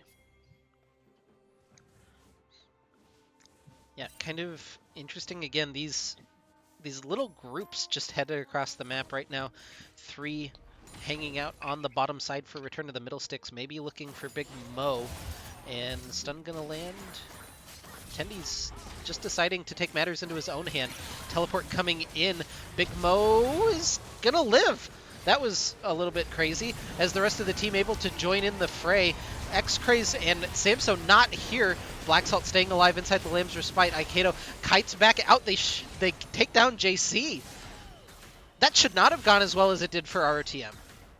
No, it really shouldn't have, but the buffered flash feast from Big Mo to kill Tendies at the offset of that fight should have spelled doom for the remaining members of Return of the Middle Sticks, especially since X-Craze wasn't there to lend his support, but actually went relatively well for them. They get the kill on JC on the end of it and then are able to successfully disengage before this dragon spawning in 20. Yeah, and like normally with these team comps, I'd be relatively happy with a 6,000 gold lead, but it feels kind of tenuous, honestly, for ROTM. As close as some of these fights have been recently, think about where we're going to go when a couple of these items get completed for Kindred and Kassadin. Yeah, a lot of that hangs on the fact that Kassadin, despite having the Lucian lane to play into, is 3-1-3 and has finished Ludens, plus, all of the stacks on his tier that you could want, and a fully stacked armband. Definitely looking pretty scary, and not far from the 16 that we've been so dreading talking about going into the late game. Yeah, Chem Tank again finished first for Big Mo is kind of interesting. Valuing the move speed, I get, but Funfire Wind Cape exists. Yeah, and also, like, I don't remember him doing anything particularly astounding with the Chem Tank active in the last game. It feels like you would probably get just as much value out of Frostfire or Aegis. But probably just Frostfire, I mean. Yeah, DSA forced away. Gale Force going to try to track him down. Flashes exchanged. X-Craze still feeling it, and he'll find the solo kill up in the top lane. That was really well played by X-Craze, actually. He tracked him through the Rift Walk during culling with the Flash. I mean, he expended quite literally every resource he has. Yeah. Both Summoners, the Gale Force, and the ulti. To be fair, so did DSA, other than, he has his ult on a 2-second cooldown rather than, 70 or whatever. Right. But, and doesn't have an active item similar to Gale Force, so... It feels like X-Ray's used more, but in the scope of things, it doesn't really matter. Yeah. Baron just started up. RTM trying to draw them into a fight. This looks a little scary, though. Here comes the Jhin ult over the top. The teleport coming in. Here, it's stolen by Regicide, but how's the fight gonna go? Tendy's dashing forward. Black Salt stays alive on the backside of the fight, but now Big Mo falls. 1-for-1 is X-Craze, gets exchanged for Big Mo. Solarica falls as well as Aikedo tracks him down with the Weaver's Wall. DSA joins the fray, but then steps away, and Baron goes to Regicide off of the steal by Solarica. The funny part of that was Solarica was clearly trying to get in range to drop Respite for a perfectly timed smite at the end of it, and then left Respite short and got the smite anyway. So, yeah, good on Solarica for some really nice smite timing. Didn't see before he went down whether or not they were of the same level or not, but... I'm pretty sure it's a 1-level advantage for Aikedo at the time. I think it was a 1-level advantage for Aikedo at the time, so, close enough makes no difference, but... 40 on a smite isn't damning by any means. Not at all. And I like this, actually. I just took a quick inventory check again. Navori Quick Blades for X-Craze. One of my favorite items that you can build, and Lucian, one of the best wielders of it, actually. Yep, collectors finished up, matched inventories pretty much for our 280 carries. The BF sword for Samso is the extra little prize on the end of that one. I'm going to look at this. This is the Horizon Focus. I can't ever see what item that is for some reason. But Horizon Focus for Aikedo is kind of an interesting choice to pick up second. Yeah, it's for those. My one-shot combo includes a form of immobility items. It's basically like the dream item built for Lux mains who want to one-shot people. Other than that, I mean, the like 750 range thing, it's a bait for people who play Xerath and Vel'Koz. You don't build that item. Or if you do, you don't build it till like 4th item. It's way better to just get stats. Yeah, I was going to say I've built it on Zoe, and I don't know if that's actually correct. Black Salt gets caught maybe a little bit over the wall, but he's got enough shields to stay alive, so just going to cost him a pink ward for his trouble as well as his active Lock into the Iron Solari. Which... I think it's probably right on Zoe just because you get it. You get the benefit even if you don't hit bubble, so it's pretty much always correct. Because the origin point of the ability makes it 750 range anyway, I think, is how that works. I don't know, maybe it's 750 units from your character, in which case you would still have to hit bubble. I don't know. We're talking about a champion that doesn't exist in this game for no reason. This is way more important, is this bush bait. Oh, they get spotted by the blue trinket. That was really important, actually, for RTM. Big Sixth Sense energy from that from that blue trinket there. Dragon's up in 18 seconds, and RTM is being super, like, they are 6,000 gold ahead almost right now, and not willing to walk into this team, which, I mean, I wouldn't want to walk into Cho'Gath Nautilus, so it's definitely correct, but they're playing really tentatively around this. Black Salt just takes 3/4 of his health for his trouble, and Jin gonna open up the curtain call. Apparently not gonna kill him because we're not watching it, but a lot of damage done to Black Salt, but now RTM kind of on the inside track. They'll get swept through. Big Mo gets chunked, but X-Craze gets pulled in. He gets blown up. That's a big pick at the start of the fight. They're trying to equalize, though. Another member falls for RTM. Samso flashes forward on the MF, but he dies to DSA. Tendies is still alive, so is Aikedo. They're looking for it. DSA able to limp out of the fight with Big Mo. It's 3 for 3, but here comes the Weaver's Wall. It separates DSA. He's trying to hit the threaded volley. It's just not enough damage. He finally finds the one single threaded volley rock for the kill with the Dark Harvest. Yeah, I was so close on the end of that fight too, because it starts off with 2 early kills for Regicide, except they're all so low inside the Lamb's Respite that they're just waiting for Tendies to go in on them. Yeah, Tendies has done a ton of damage this game for only having 4 kills.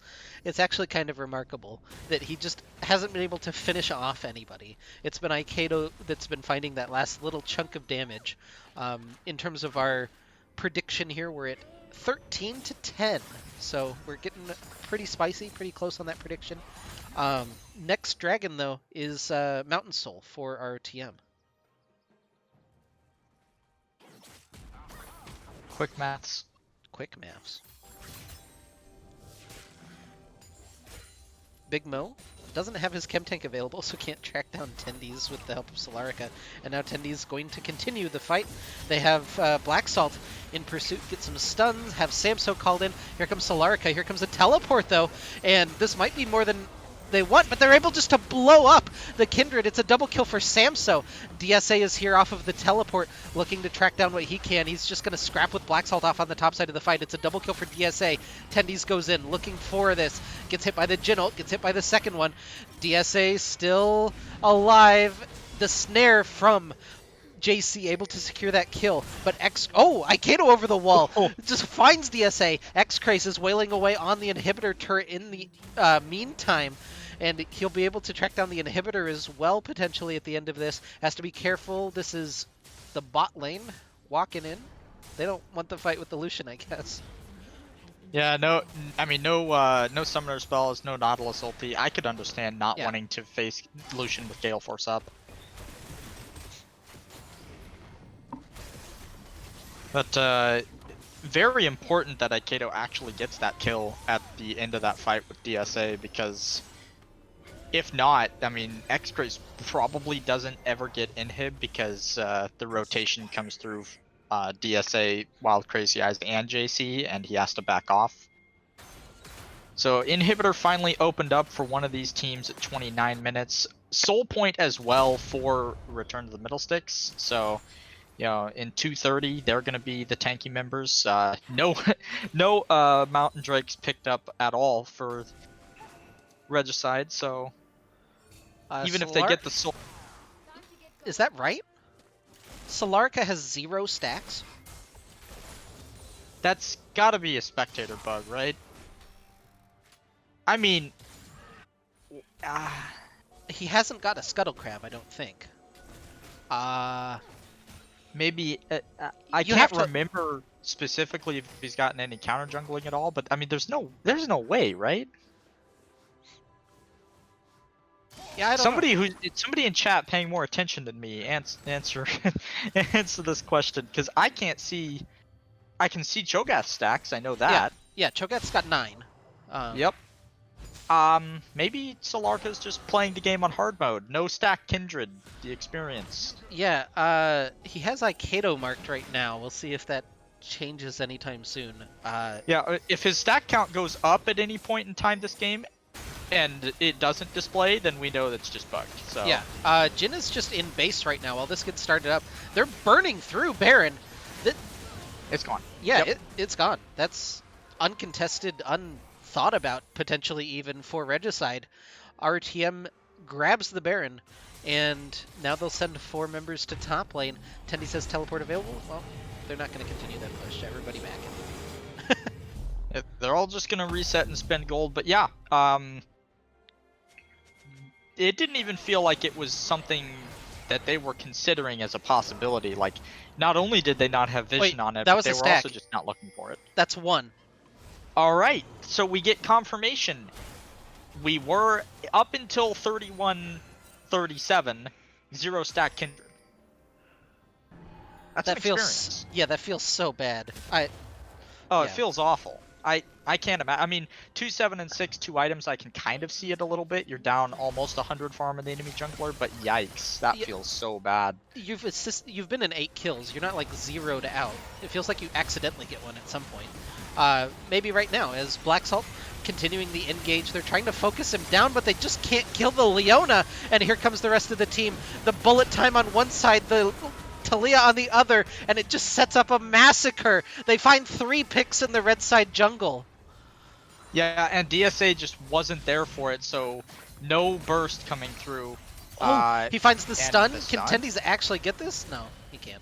But No, and also we're not looking at the insane burst Kassadin. Like, there's no Lich Bane on this Kassadin yet. We're still semi-defensive items and an unstacked Mejai's with a rod, so not even leaning towards Lich Bane either.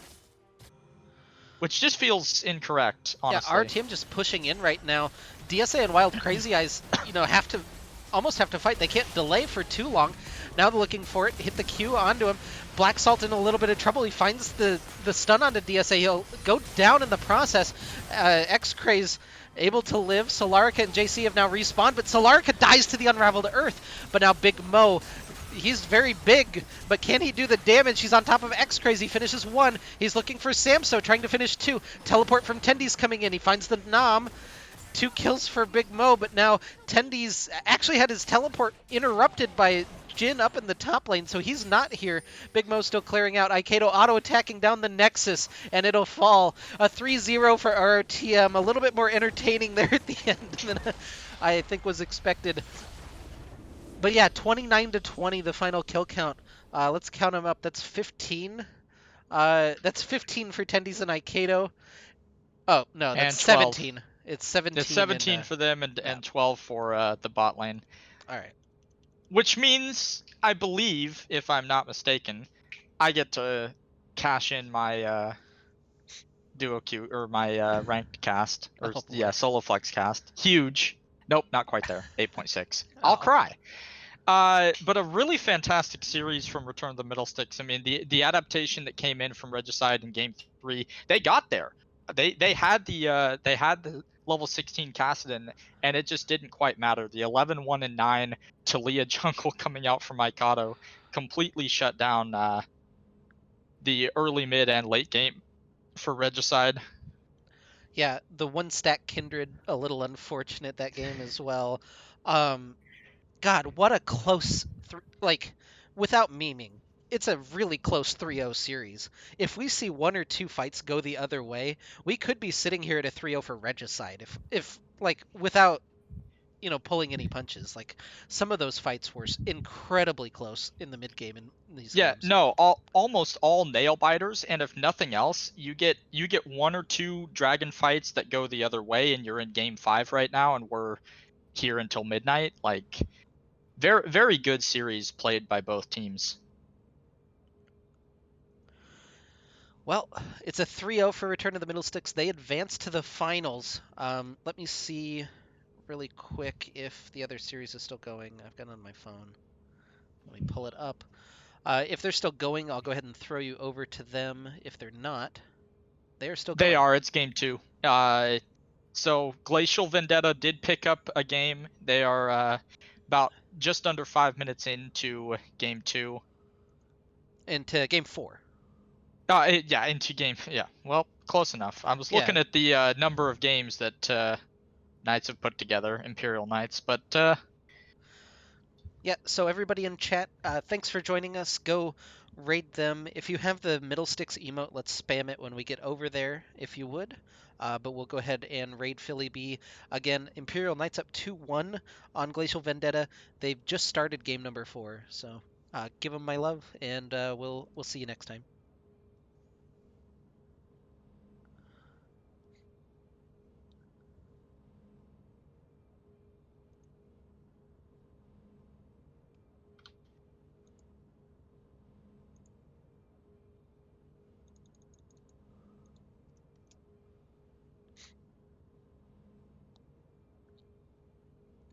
All right. I don't know if we're on.